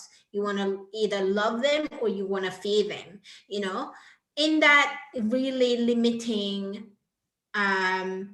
that really limits to connect themselves with another world of another human being, and another world of that relationship. Like when you, because it is a relationship, when you meet someone and you judge them, like, okay, you're gonna be my friends or not gonna be my friends, I'm gonna, Mhm. you know what I mean, like you Yeah. position them in your head, that where they belong. I think Mhm. it's, if you, um it has to be done. I mean, it is, we are naturally doing that, Yeah. but we have to think about it. Okay, why am I, we have to question always that, okay, I'm thinking this about this person, but why? Mhm. Yeah. If we put that question, why are we, even when we're judging ourselves, and then you have all these judgmental thoughts and critical part, Mhm. um that the voice that appears in our head, you Mhm. know, then we have to think about it. Like, why? Yeah. We have to Yeah. have that talk with ourselves. Why is that? Yeah. Is this true? Or is it because I was told this so many times, I start to believe it, you Mhm. know? Or why is it true? Mhm. If what you said is true, like when you need to think about ourselves like a friend, a best friend, or a lover, or Mhm. somebody who is that wise person that gives you the answer. If Mhm. you talk to yourself that way with love and compassion, Mhm. then we can really have a better understanding of why we are feeling a certain way, that Mhm. having that sort of judgmental voice or critical voice, and Mhm. what's the purpose of having these thoughts and having this emotion, Mhm. what are we supposed to chip through it, Mhm. then that will really reflect to those people, that we come up with, and then might have, you know project that thought and emotion towards them and judging them, then that will really change in the dynamics of that relationship. And that if that happens to everyone, then people will be happier for who they are, because people, I mean, are obviously afraid of who they really are, a lot of people. And we let go of that. It's partially you're afraid of being who you are because you don't want to be judged. You don't want to be, because being judged in a sense that is, people are like, oh, if they judge me and they don't like me, then I'm not going to be loved. Yeah. That's, if we are accepting of other people and accepting of ourselves and have more room to accommodate other people and be more flexible to accommodate other people who are not exactly the same as us, not exactly agreeing every single thing that we say, then this place will be much more flexible and much more vibrant. Yeah. Yeah, more welcoming, more lively, Yes, not and like warm. and warm. Yeah. Yeah, it's the opposite of like a very closed off fear where it's like, I'm scared all these people are going to hurt me Mm, because I've been hurt so many times in the past, yes, right? That yes. contracted life, rather than contracted, we expand, Mm, we let that love in, and a lot of times even when someone doesn't appear to be loving, if we choose to see them as loving beings, yes, they will yes, respond with love yes. at some point. So yeah, yeah, but because I was reading a book where there's a story of this guy who played piano for a very difficult boss. It was like at like a restaurant club or something, right? But he chose to affirm to himself that, I'm working for the kindest, the most awesome boss ever, right? And because of the energy he was giving out to his boss gave him Mm, multiple raises, yeah. and the his coworkers, on the other hand, because they were stuck in what they observed in their boss, they couldn't Mm, like they yeah. couldn't move higher, basically. Mm, So yeah, yeah. So being able to like have that faith, or even create that energy, that create that mm-hmm, this person is loving or has a potential mm-hmm. for that. And Yeah. yeah. Because nobody's being that nobody's doing like trying to hurt that person intentionally. I don't think, like, Yeah. they have their own reason why they're being like that. That's why I mean that, if you understand that, that yourself really good, and then you feel like you have a capacity to um give them that understanding and love, and sending them a vibe of you know of gratitude, of being there and being supportive, and that will really create that same effect in them as well, because they are not being a mean bitch for like that's not who they want to be. That's not why they probably believe that that's what they want to be, and that's why they act in a certain way, but that's not true. That's not true, that they Yeah. that what's or that's what they are, and how that's what they are, and that's what they do, and they are actually happy about it. There's a reason why this person is thinking this way and act this way. So if we understand that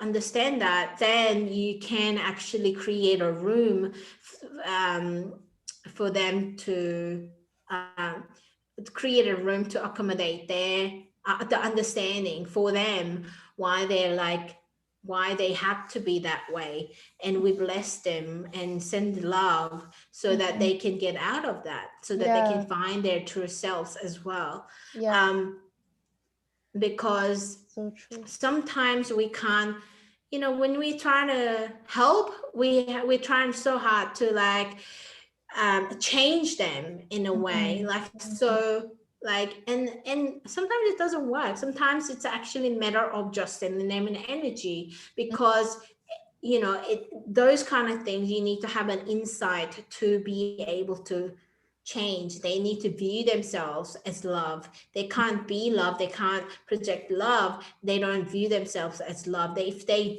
view themselves as a threat, because that's the way that they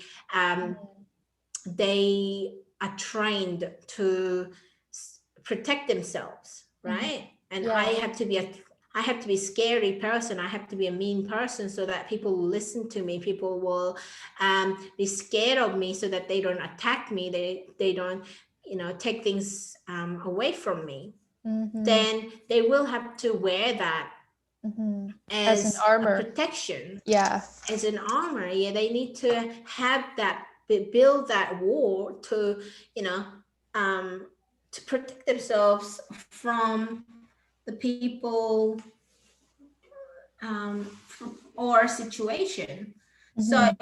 it's understanding, thinking about that. It's just, um what if you don't give them a reason Mhm. for them to protect themselves? They don't need to wear all these armors. They feel safe with you. Mhm. And, you know, I Mhm. think that is so important, Yeah. that you have that. We if we have room to accommodate other people, we need to be able to looking after ourselves and Mhm. understand ourselves better, so Mhm. that we can be flexible. We can have a room to, have the compassion and love and nurturing, and also, being a capacity to be able to give them time, Mhm. because you can't force that door to be opened. Mhm. If somebody's closed their doors, it's for a reason. Mhm. You don't just break in because you want to help and rescue them, Mhm. right? Right. Yeah. You just gently knock and wait, Yeah.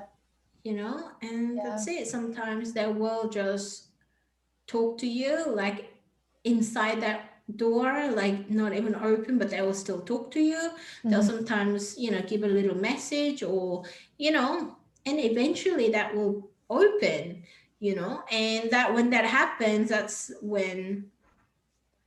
you know that's when the magic happens. Mhm. In both of them, you can actually have a, really good communication. And of course there'll be a hiccups, but still, like, you get through it. And in that way, even if you're just an ordinary person, you could have saved a life, because if they're Mhm. being like that for whatever reason, Mhm. and just being um damaging the relationship, or like hurting, like abusing people emotionally, mentally, Mhm. because themselves are in such pain and hurt, Mhm. and helping them, being there for them and listen to and trying to understand what's going on with them, especially those, if those people are someone close to us, like family or like friends. Mhm. That really, it doesn't take a lot of words, but it mostly takes the space in our soul, in our mind, to be able to accommodate them in it, and space, and pray for them, and send us, a good vibe, and then heal. Mhm. And healing's Right. been my whole life journey as Mm. well. Like, there's a Yeah. lot to be, a lot that I've healed myself, and Mhm. constantly doing it. But it's we can heal ourselves, and we can heal each other. We can heal the whole community and the whole culture. I think Yeah. that's been a lot of damage going on, At the same time, there's a lot of development and growth happen in Asian society, in the Asian world. Mm-hmm. At the same time, we have a lot of things that unresolved, Mm-hmm. that is not really helping, that can, that plays as a toxin thing, that, that the reason behind why the young, why the Asians are, unfairly treated, or, Mm-hmm. especially in the business world, the industry, like, some Asians getting paid less than some other race, or their presence, like for example in a movie or something, their presence are not as valuable as other Mm-hmm. people. Mm-hmm. And still people consider, when it's a job, some people like consider like a Caucasian, rather than, like, say, Asian. Mm-hmm. This kind of thing happen, and it is something need to be resolved. And I think we should be responsible to, um to bring that out of surface Mm-hmm. among ourselves and in the world, but at the same time trying to present a solution, because and actually do it, Mm-hmm. because Yeah. we understand the best when when it's ours. I mean, we don't have to worry about other people's racial. I mean, we do, as a global citizen, as a human being, we should. But at the same time, we should worry about how we can be better, and so that we can, understand better the situation of what's going on on the globe, Mm-hmm. because we are surely like half of the world. When you think, Yeah. what's the composition like of Yeah. the world? I mean, like half of the earth is like Asian. Yeah, it's we do make up a larger We part of the do, world, right? and you know usually Mm. what comes to mind is, I think, I don't know if China is a third or something, but like, I can definitely see China, it being a India. When half. when you Yeah. put all these things together, I've seen like, that if world was like 100 people or something, Yeah. that if the world was like 100 people, Hmm.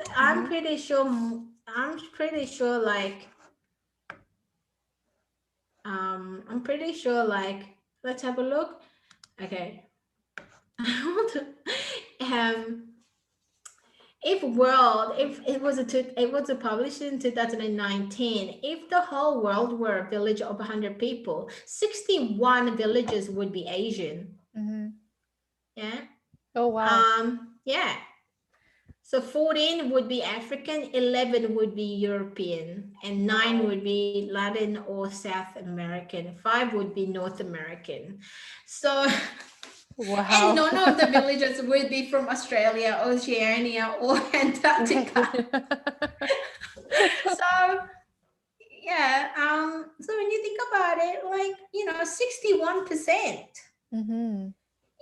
But That's how much influence are we, and impact are we causing in this world? And when it comes to something, um like, significant, hmm I don't, you know even in our yeah. own culture, when you think about it, we now that, the influence of the Western culture is very common in all Asian countries. Hmm.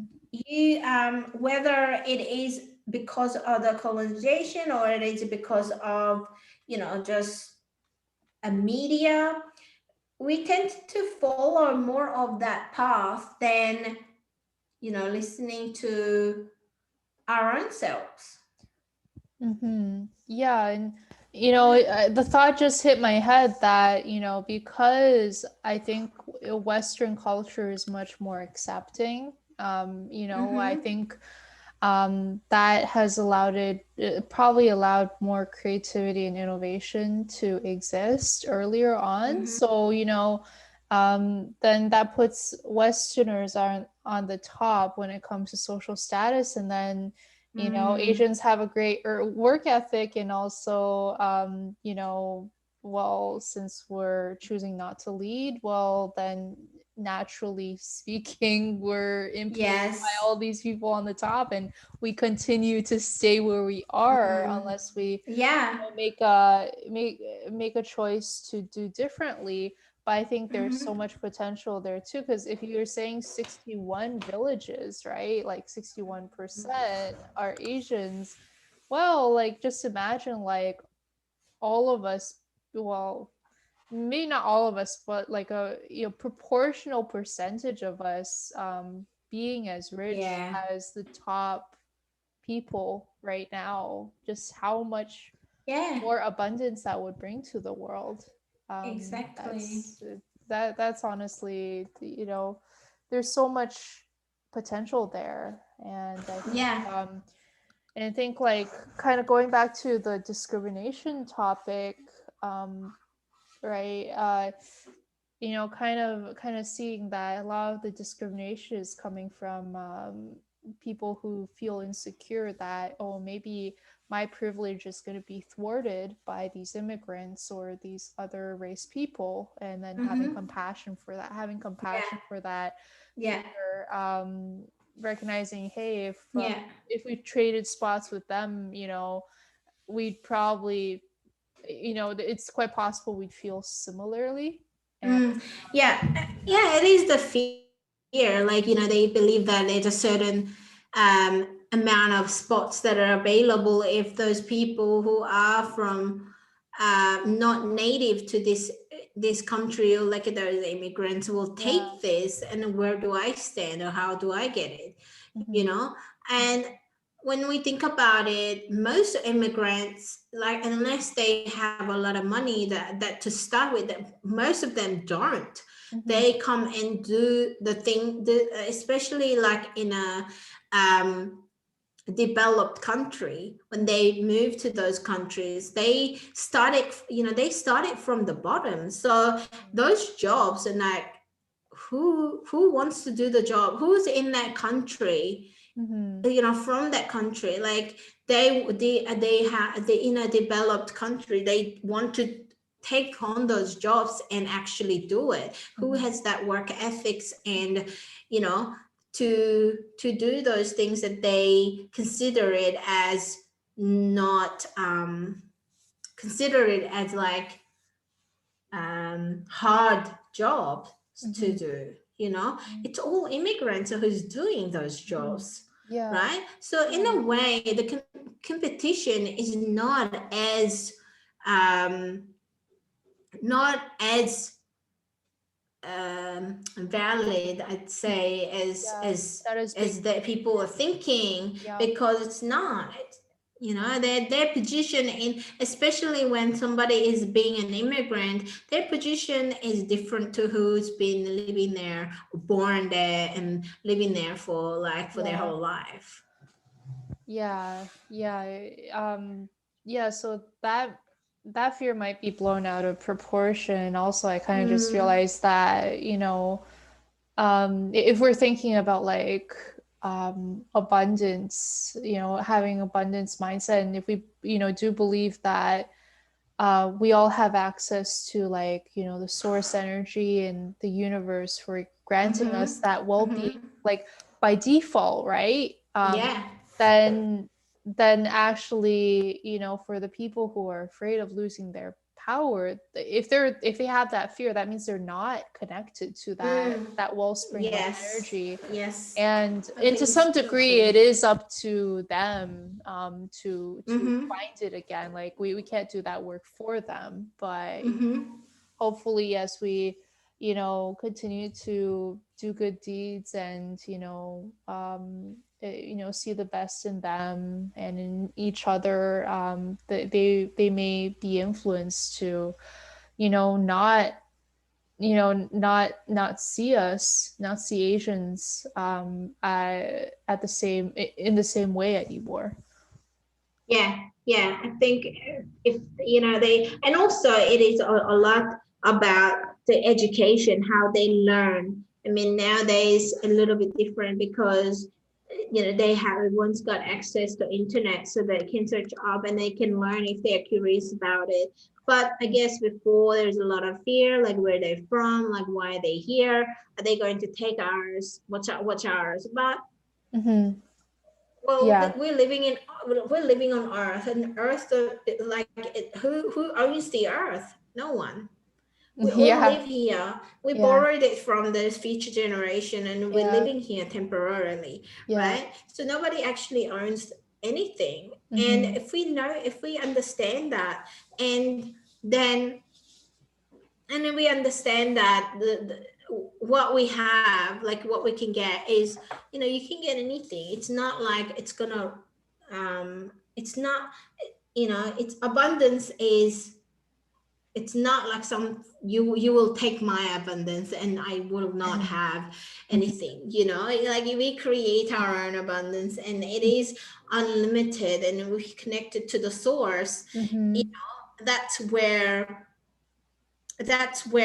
it's unlimited, because it's the source, and it's, we all have different strength, and that will be amplified as we connect to the source, and everyone's born with a different gift, and Yeah.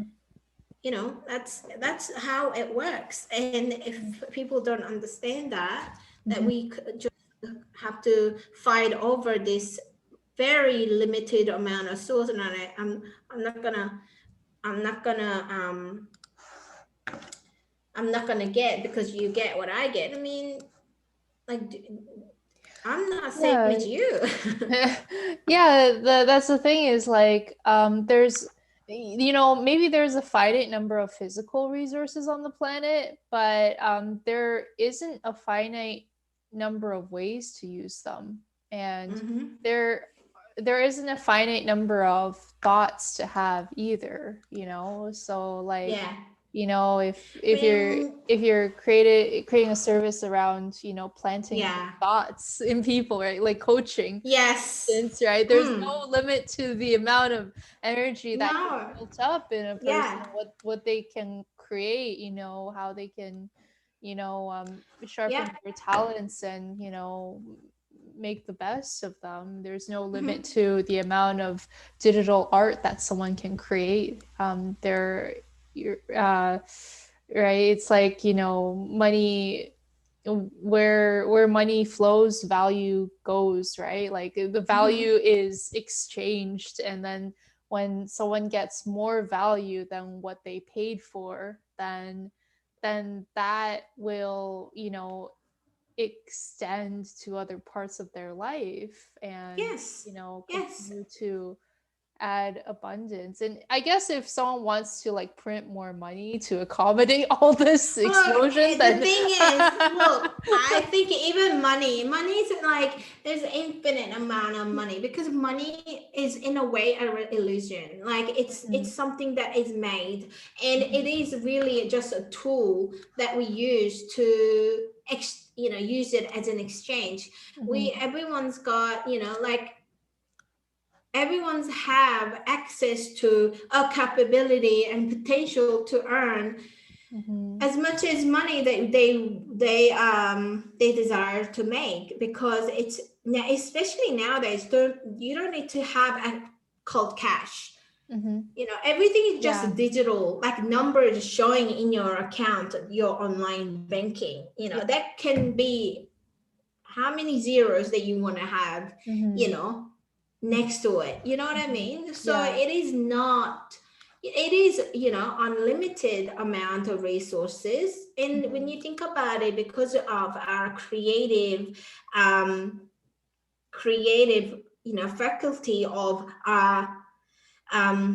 humans, Yeah. everything comes from an idea. When you think about, okay, there's a True. limit.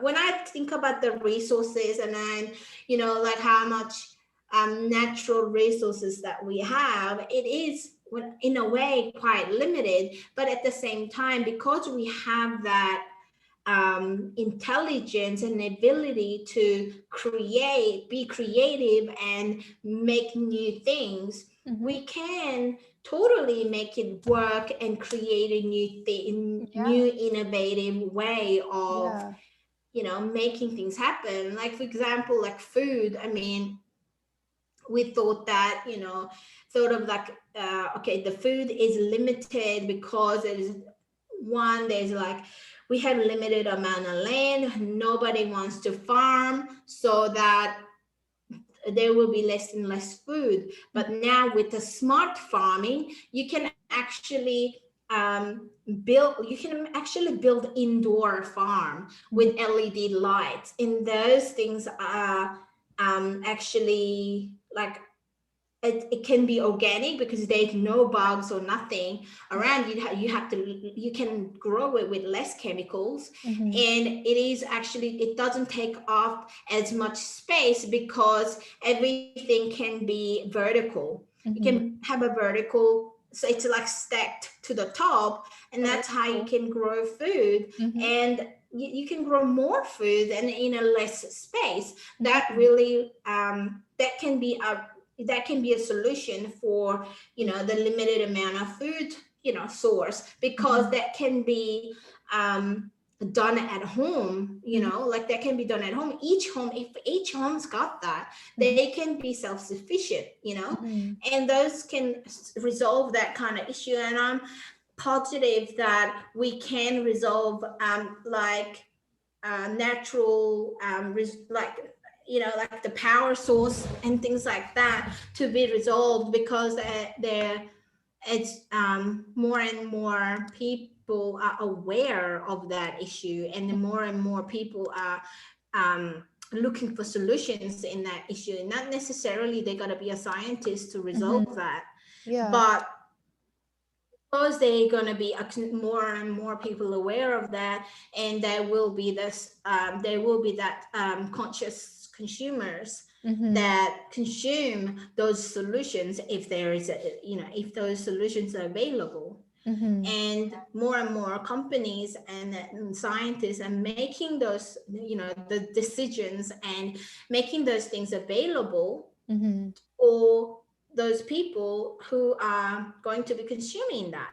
If we don't have that awareness, we don't have that conscious, that we need to make a wise decision for to live on this earth for longer, for our kids, or our children, our grandchildren, to enjoy what we enjoy on this earth. There will be it is up to us to what kind of decisions that we make, and what kind of things that we develop and make it available. So I'm quite positive in that, because we are smart. We have that intelligence, and we have that gift to make things happening, and we are with our creative mind, we can actually do anything and everything. That's so true. And I feel that I just had this image in my head of, like, let's say someone builds something, or maybe that farm, right, or a service that's so needed, and money is flowing to this business, right? Well, eventually the money will need to flow back outwards, because this business is either looking to grow, or that money is going to be put to some kind of good purpose. So it's not like money has diminished from the system. It's just that it is moving more times. It is, like, and that thought just hit me, right? It's like the more creative ways we can think of to add value and use money, the more it's going to flow, and and receive money as well. The more good will be done. Yeah. in the world So too. if we have a more way to, as we think of a more way and a smarter and conscious way to spend money, and at the same time we think of how we can actually receive money with smartly, like without working our ass off. I Yeah, mean, yeah, I respect those people that work yeah. their ass off and work really hard. It is important, Mhm. but we know that putting more time and effort into work not necessarily means you will receive more. Mhm. We know that some people work really hard, but and they get less money than those Yeah, people who just work maybe 2 hours a day. yeah. So we have to think about what kind of ways that we will receive more money so that we can actually spend more money on smart things and Mhm. spend money more Mhm. um in a conscious way. Mhm. Yeah. Yeah, and you know, like yeah, when money is, made in a smart way, then it like it allows the person to expand faster and to Hmm. achieve their goals faster, and then impact the world around them faster. So um yeah, yeah, like and I think you know within, well, probably not just the Asian culture, but like in general, uh right, like kind of dissociating from that belief that there's something wrong with having a lot of money or that Yes, money money is root of like evil. yeah, yeah, like yeah, Yeah. exactly. Yeah. Yeah, You yeah. know why? Because I think that belief, when I think about it, it is a jealousy of people, like who they obviously, when they work so hard, when you're told that they work so hard, and they are in the bottom of that food, like the money chain, where they get paid, and as they work so hard, they probably felt it's unfair. I Mm-hmm. mean, it's unfair that would they work so hard, but they all the money doesn't seem to go into their belly, but someone else's belly, Mm-hmm. up in the line. Mm-hmm. So that's, I guess, that's where the beliefs came from. But when we change the structure of the chain, Mm-hmm. I think that it's happening. I can see that it's happening, very in a rapid speed. That chain, the structure of the chain is actually changing. It's actually gone sideways. That we it's not necessarily that you're feeding someone up high, because a lot of people decided to be their own boss. Like a lot of people decided to take their own faith in their own hands, instead of relying on the big boss to Mm-hmm. pay them when they give them a raise. Mm-hmm. It's Yeah. up to them to go and decide, because all the technology and how the world is going and making it possible for people to do that. Mm-hmm. So in that sense, I guess that beliefs is not valid anymore, and they, in their mind, because it is valid, because they believe that that's how they felt. Mm-hmm. That money is Yeah. evil, because that it comes from the evil boss that Yeah, takes yeah, all the yeah. blood and sweat out of, and then fill their own belly with it, because with Right. their hard work money, it goes to them. And Yeah. that's, I guess, how they felt, and Yeah. that's where that belief, that belief is from. Mm-hmm. But as people are empowered and they know that, okay, I'm not gonna feed that anymore. I'm gonna feed my own, I'm gonna feed my own self Mm-hmm. with this. Yeah. And I'm not an evil person. I can still be, wealthy, but and Yeah. I can use this money onto something good. Yeah. I can be wealthy and I can be a good person. I can, make a huge impact and make Mm-hmm. this world a better place. And if Mm-hmm. you replace that beliefs with the money is all root of evil, then you can attract more abundance because, Yeah. like we are fully supported, Yeah, exactly. and we are, and if you believe in um money is all like money is bad, having money is bad, being rich is something, like a filthy rich, and you're like, Mm-hmm. you don't want to be that, you don't Mm-hmm. want to be associated with that, and that Mm-hmm. will end it up, to like that will be self-sabotaging Mm-hmm. beliefs that you will not get, you're not going to be making any money with that kind of belief, Mm-hmm. because you would tell yourself that don't have money because you don't want to be a bad person, Yeah. or if you have money you'll be probably just lose, just blow it somewhere because Yeah. you're not that kind of person. Yeah, it's like it could be like so deeply rooted in our subconscious too, often without, realizing, Mm-hmm. because a lot of people uh say they do want money, but like something will happen to that money, right? Yeah, They'll spend it, or they'll lose it, or they won't come through on, yeah, like a or business they'll be deal. judged, they'll Yeah. be judged Yeah. And because a lot of people, they what they saw was that the big boss, those people are taking advantage of other people, and that's how they got their rich, or they yeah, done yeah, something yeah, dodgy, they've done something illegal, and then yeah. they became so wealthy. That was the examples that we've seen, Mm-hmm. of people who are wealthy. It Mm-hmm. was either corrupt politician, or it was some big company, they've been like enslaving people Mm-hmm.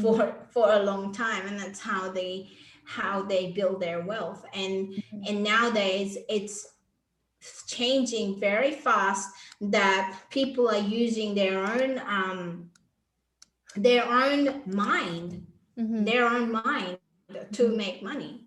Mm-hmm. And there are a lot of people who are wealthy, but at the same time they are very conscious of, the building the community, helping people. And Mm-hmm. we have the as we see those examples, more and more of those examples, we can actually relate ourselves with those blueprint of new wealthy people, other Mm-hmm. than those ones that we've been told to believe that you got to be this kind of people, this you got to be this kind of person to be rich. Mm-hmm. And Yeah. then not necessarily those people you want to be them, you know. Yeah. It's like apparently it's like a common mix up to,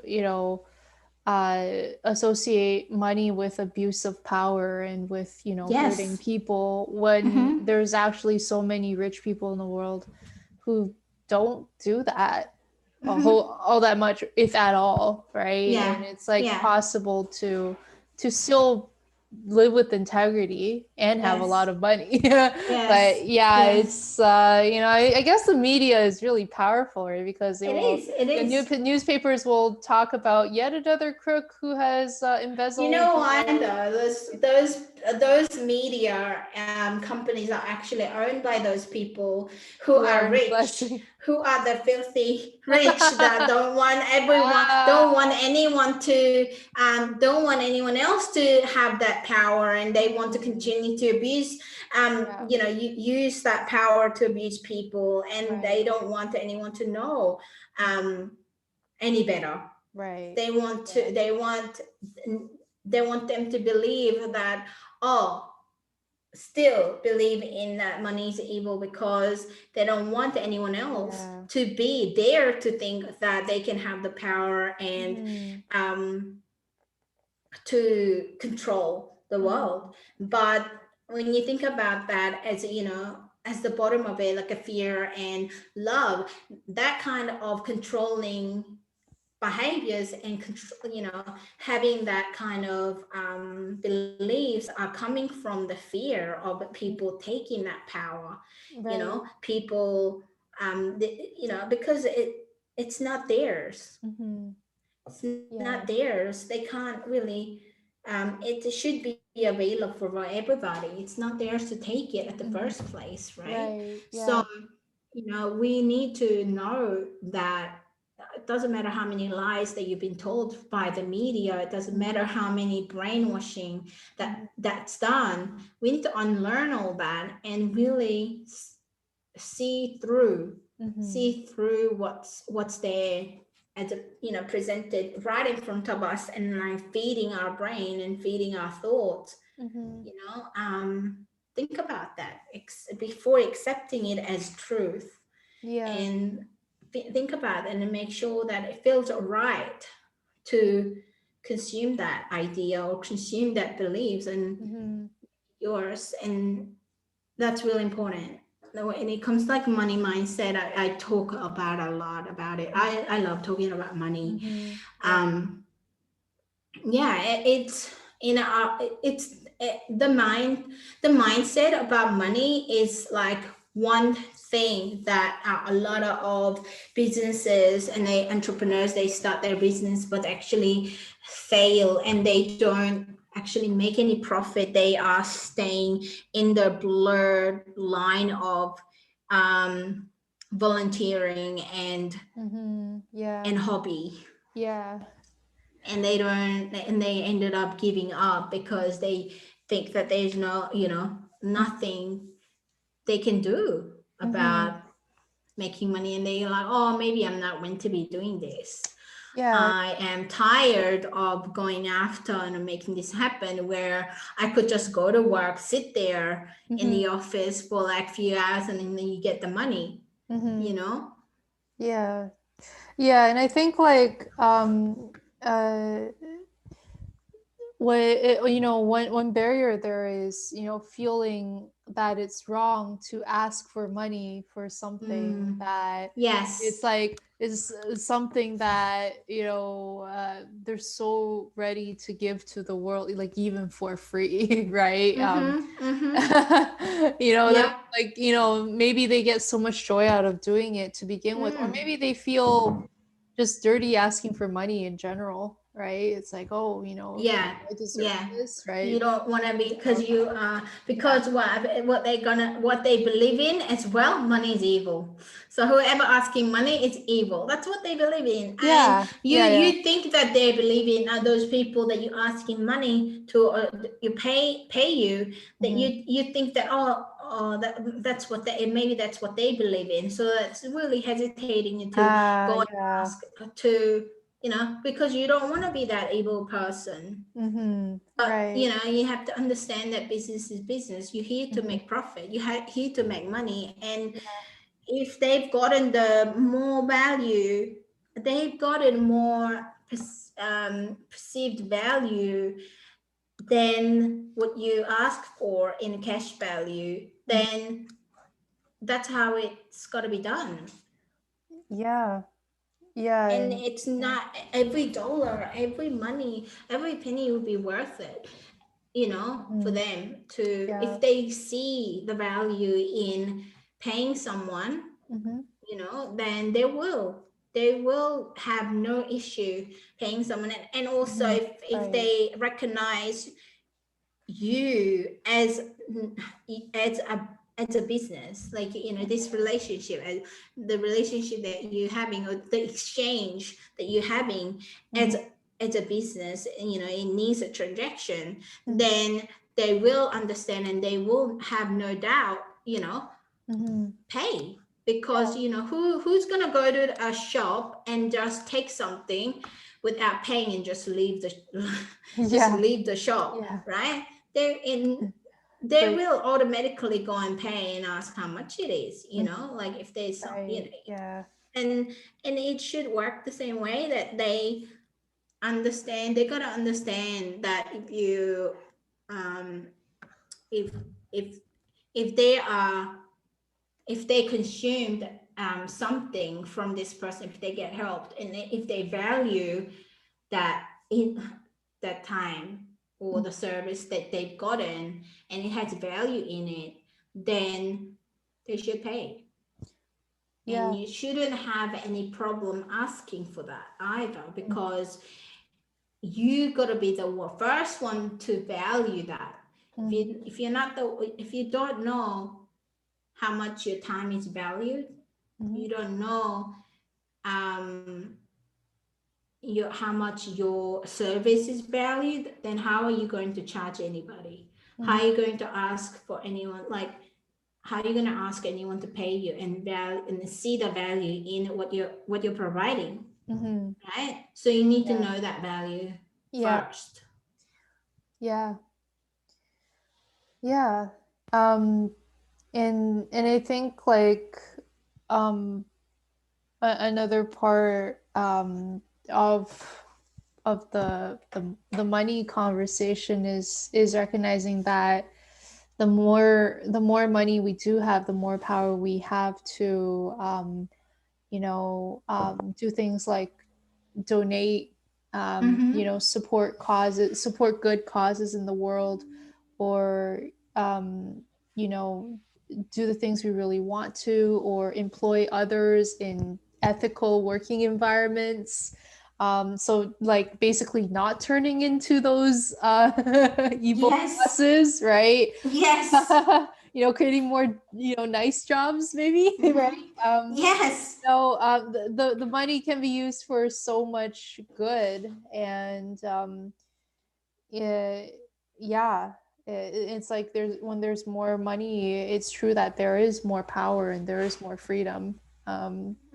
Yeah, And it is like any other tools. It is about the person has the tool and how they use it. That is important, so we need to be able to use that, and for us to use it wisely, we need to actually get to know the money as well, how it works, and how are you going to use it. You need to have a plan for it, like suddenly you have a lot of money, that is going to get, like, that is not going to stay. Like, you need to have a knowledge of like money and how you're going to spend it, how you're going to invest it and make it, the money to grow itself, and all those kind of plans.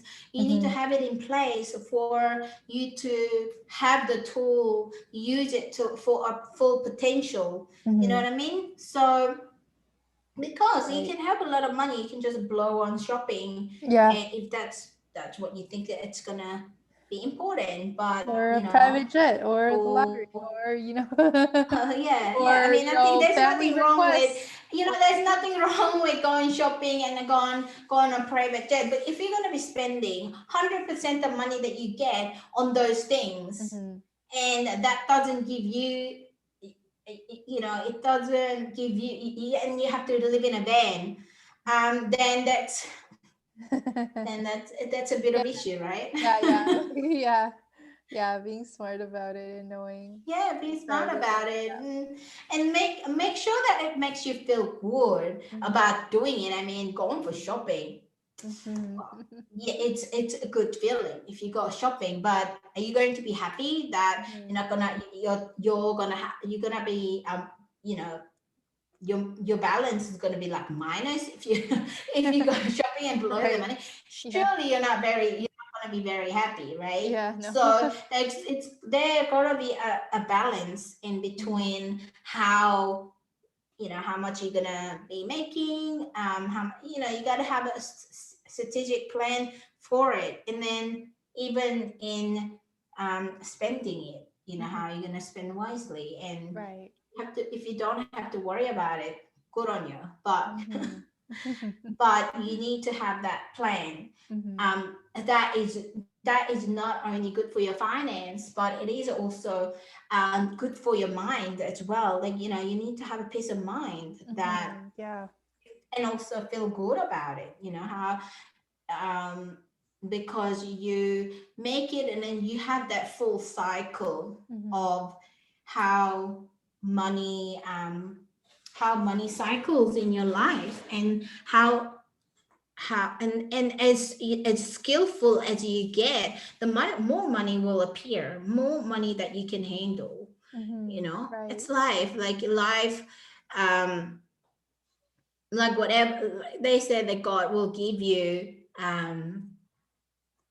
as much as challenges that you can handle. It's the same thing. Like, if you can't handle with this little amount of money, how are you gonna, I know you wish that you have like a mountains amount of money, but if you don't know how to handle this small amount of money, how are you going to handle that big amount of money, right? It suddenly appears, and Yeah. it's better to have it, like, what be ready for it. So Yeah.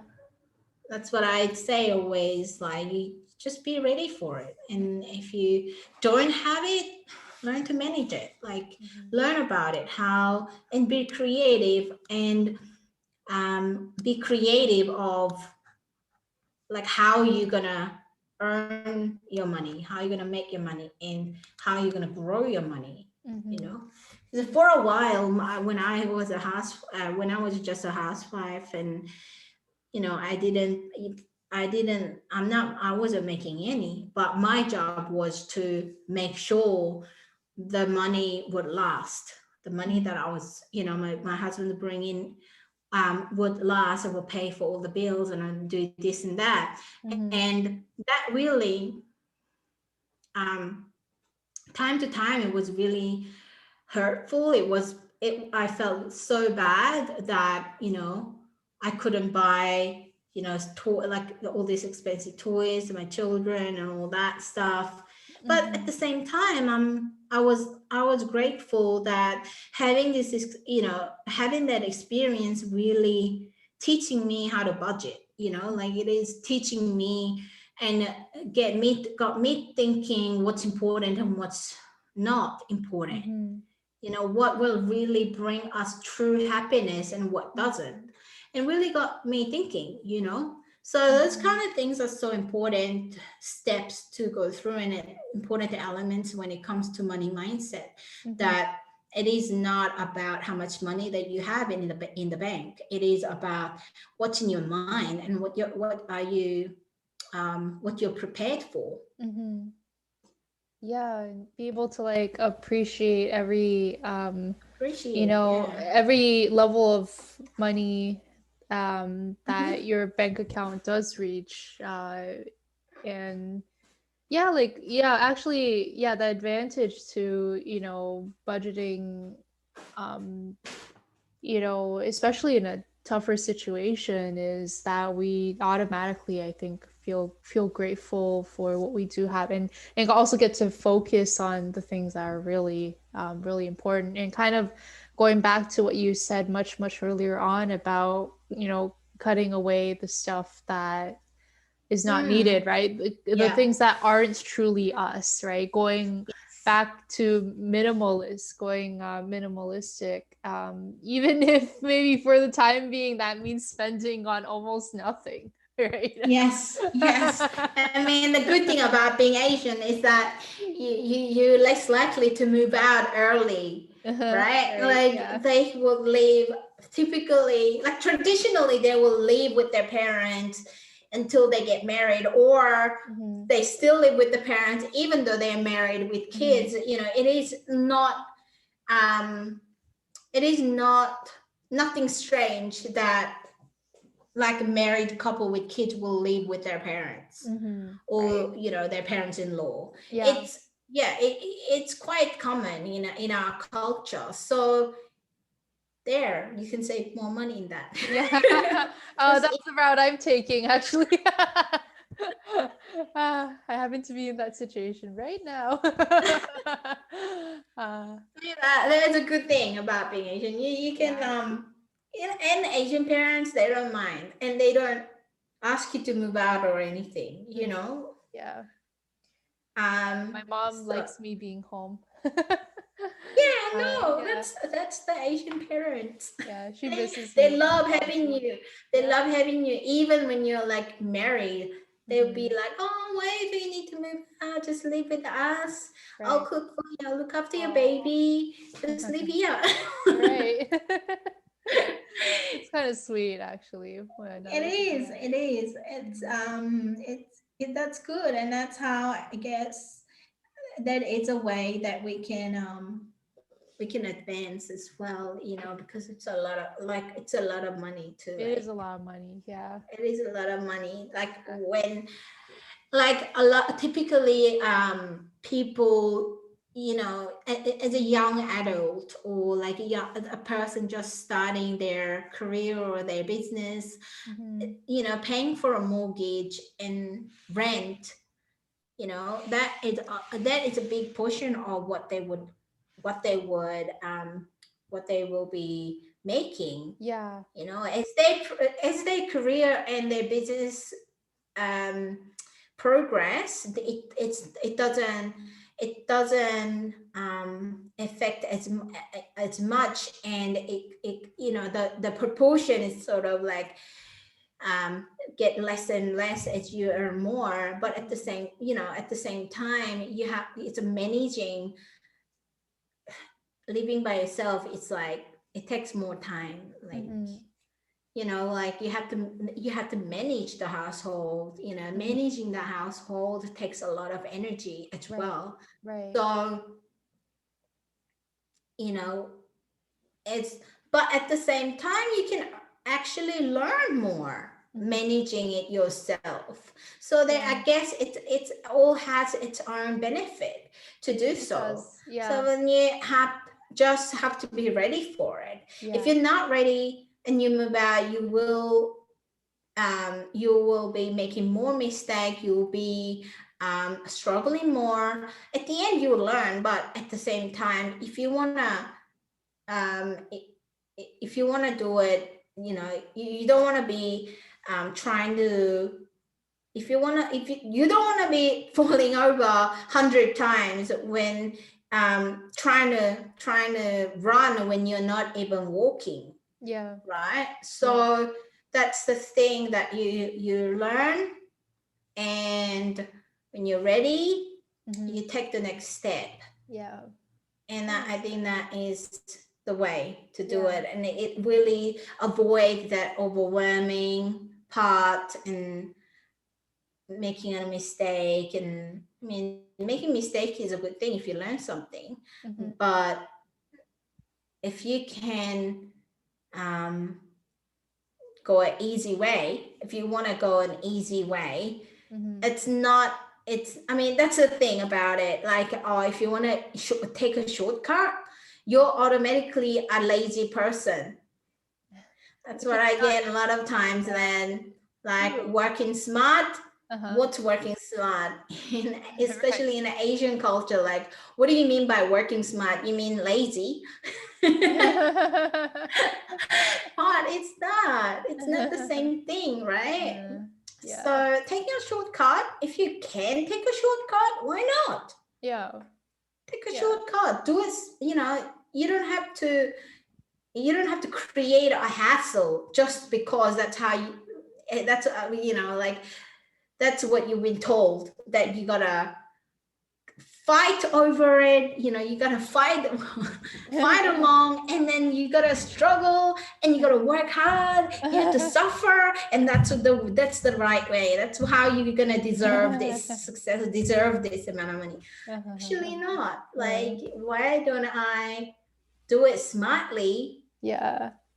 um it's not like I am taking advantage of anyone, Yeah. you know. Yeah. It's, I still Not have, hurting anybody. yeah, it's not hurting anybody. I'm not wasting any time or any money doing this. And doing so, I also, it doesn't mean that I don't have pain, I don't suffer. I mean, Mhm. it, you do that, you know, new level, new devil, you have to face different type of challenges, and you have to push through that as well, Mm-hmm. in that process. But if the result, you can get it quicker and better, and you can achieve that and Mm-hmm. enjoy the process, enjoy doing it, enjoy the journey more than the other way, then there you go. That's what, the path that you should take, Mm-hmm. Yeah. so Yeah, I mean, that's it's a bigger win if you're enjoying the journey more, like probably more fuel in the yeah, tank. You can go longer versus, the same old yeah. 60 hours a week, sweating to the bone. I mean, our parents did that so that we wouldn't have to, but They didn't know any other ways though. yeah, they They didn't didn't know any have the other way. smart way. They didn't Yeah, have. They didn't know. they Not did. a lot of people knew the smart way. I mean, Right. that's and because those kind of things were not taught at school, Mm-hmm. those things were kept in the family. Yeah, right. Like how to make money smart in a smart way, or in a better way, easy way. Those Mm-hmm. things were all kept secret of the wealthy people, and Mm-hmm. those people's been growing their family wealth, coming, passing down generation after generation, Mm-hmm. and that's, making other people believe, oh, we are not them, we Mm-hmm. can't be them, Mm-hmm. and they don't know what's going on with their mind, what's going on with what they do Mm-hmm. to make, grow and keep the money, and make the money and keep the money. Right. But nowadays so many informations are available, like openly. Mm-hmm. People pick and choose, a sample, or like a blueprint of somebody who can learn from it, where you want to be, and you can just choose and study them and take their path, and implement what they did to your life and what Mm-hmm. and because of the internet we can totally do that. Mm-hmm. Yeah.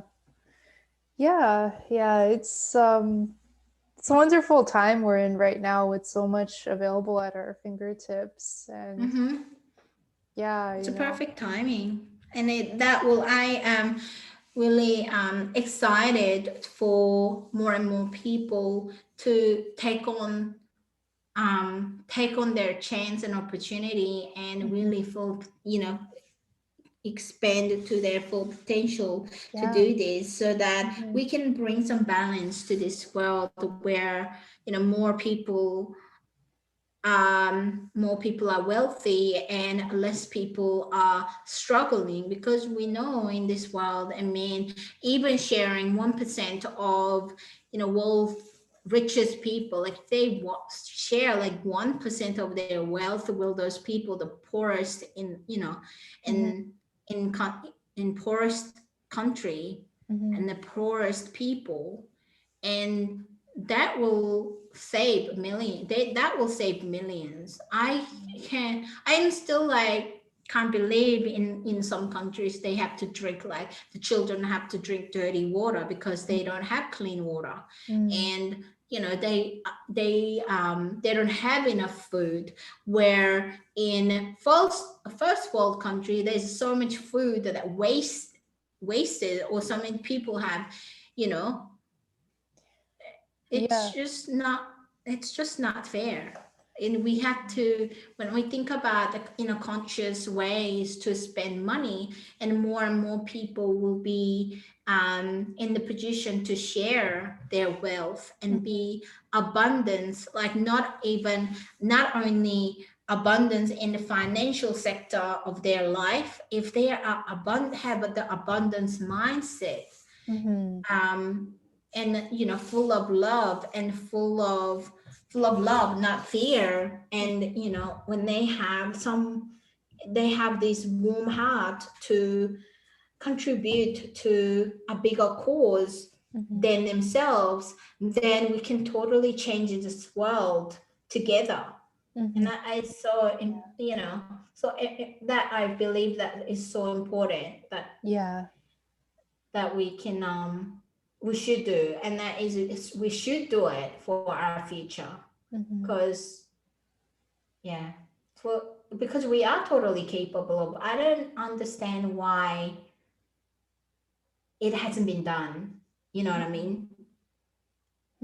But Well, I guess yeah. more and more people now, the secret is out. It's not like it doesn't stay in a small family, the generation to generation, of building wealth and like how it should be spent and the control, what they get with what they got to do with the control and all that. It bins already like spilled, so everyone's got access to it if they're willing. The thing is, they got to be willing to have that knowledge and be able to expand themselves out of their comfort zone where they grew up with poverty mindset. They need to be willing to let go of that and then step into the next level, step into the new belief system, and like really upgrade their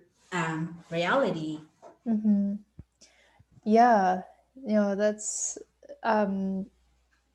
yeah, honestly, so much can come of that, and seeing that, hey, like that joy in giving, right? That joy in lighting up and giving to others, and seeing that the whole ecosystem benefits from that. And yeah, it is available to everyone, that, as you're saying. So yeah, yeah, do you have any well, we covered so many topics today. It's just like this conversation has been mind-blowing. It's opened, so many more channels of thinking and possibilities, on my end. And do you have any final thoughts to share for today's episode? Yeah, we've jumped around so many topics and then covered so much. Yeah. And I love having this conversation without having like set topics, just a flow of ideas and then just sharing thoughts. Yeah. And I would I would like to be involved more into sharing my thoughts and ideas and my insights with other people, other like-minded people like you, Lillian. And I think I so believe in that we are rainbow ships, and we in the family and in the society we are thinking differently, or believe in and actually going for it, to that direction where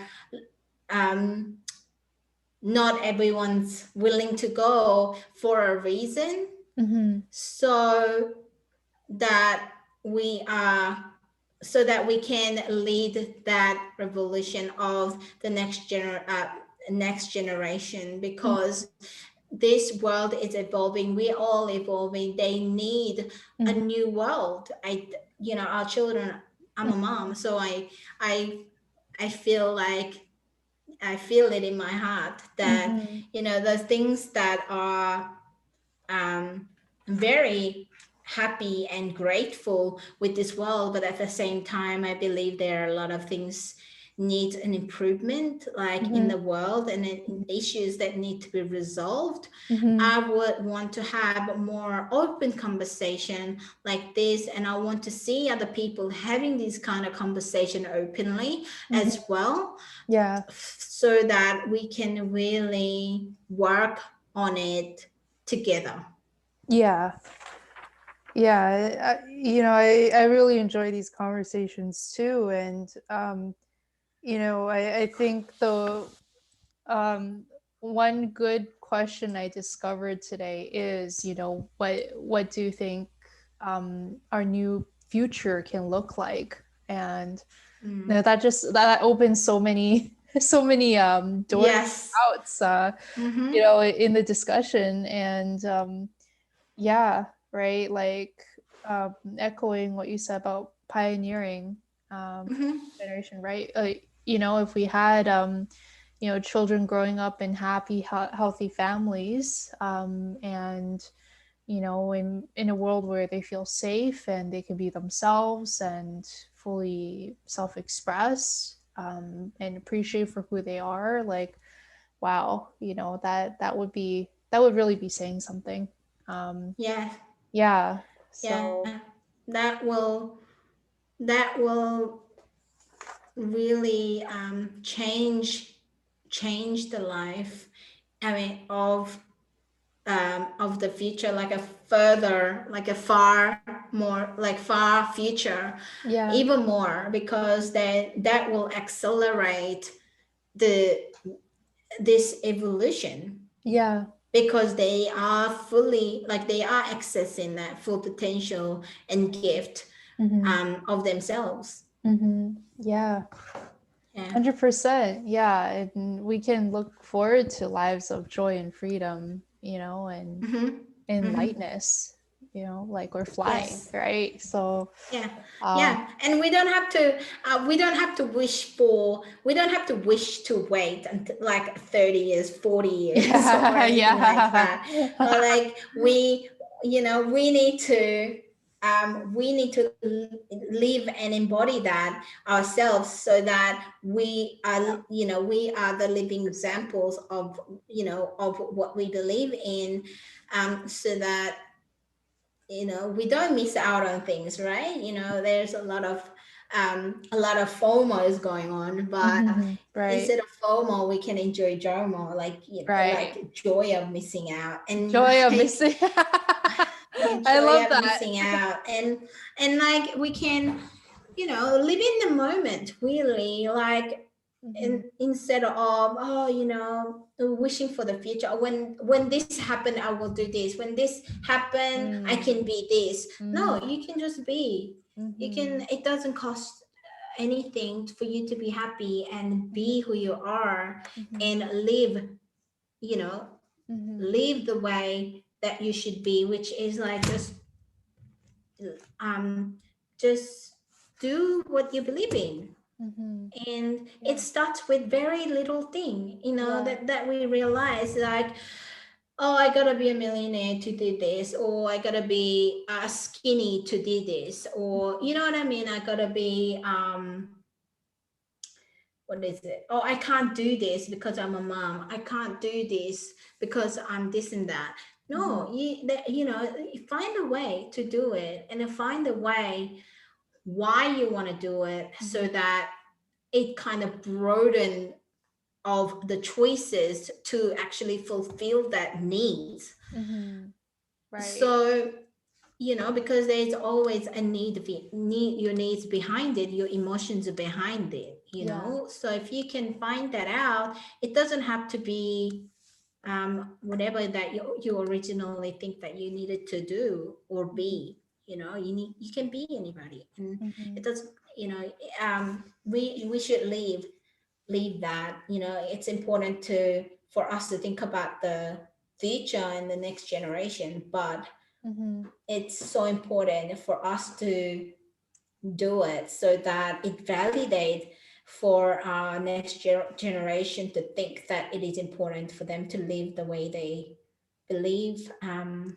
Yeah. and the way they making them happy. Because when you're living in a home, when um, they automatically think that they're not allowed. If I am, say, like, if I wasn't spending time, if I wasn't spending time on the things that make me happy, if I don't put my happiness first, they automatically, kids, they automatically think that their happiness shouldn't be the first priority. Mm, They learn that, mhm, from the parents. So it's so important that we show them. it's valid. Show them my emotion is also valid. I know that you're upset. I know that you're crying, chucking tantrum. Well, my emotions, I have my emotions. I'm a human being. It's important to me as well. If equality between parent and the child. Yeah. we all human. I mean, I tell my kids, I'm a human being as well. I have feelings. Everybody has feelings. And their feelings are valid, their feelings are important, so that they understand my feelings are important as well. Yeah. 100%. Great closing thoughts, Bitna. Thanks again so much for joining me today on my end, and your morning time. But yeah, I have a feeling people will get a lot out of listening to our podcast today. And thanks again. Thanks so much. And always looking forward to chatting with you and talking about more ideas in the future too. Yeah. Thank you for having me. Have a nice evening. Or is it evening? No, Yeah, evening. Have a night. good have a good night. Yeah. You too. Have a great rest of your day, Bitna. Thank you. Enjoy your weekend. Thanks. All right. Take care. Bye. Bye.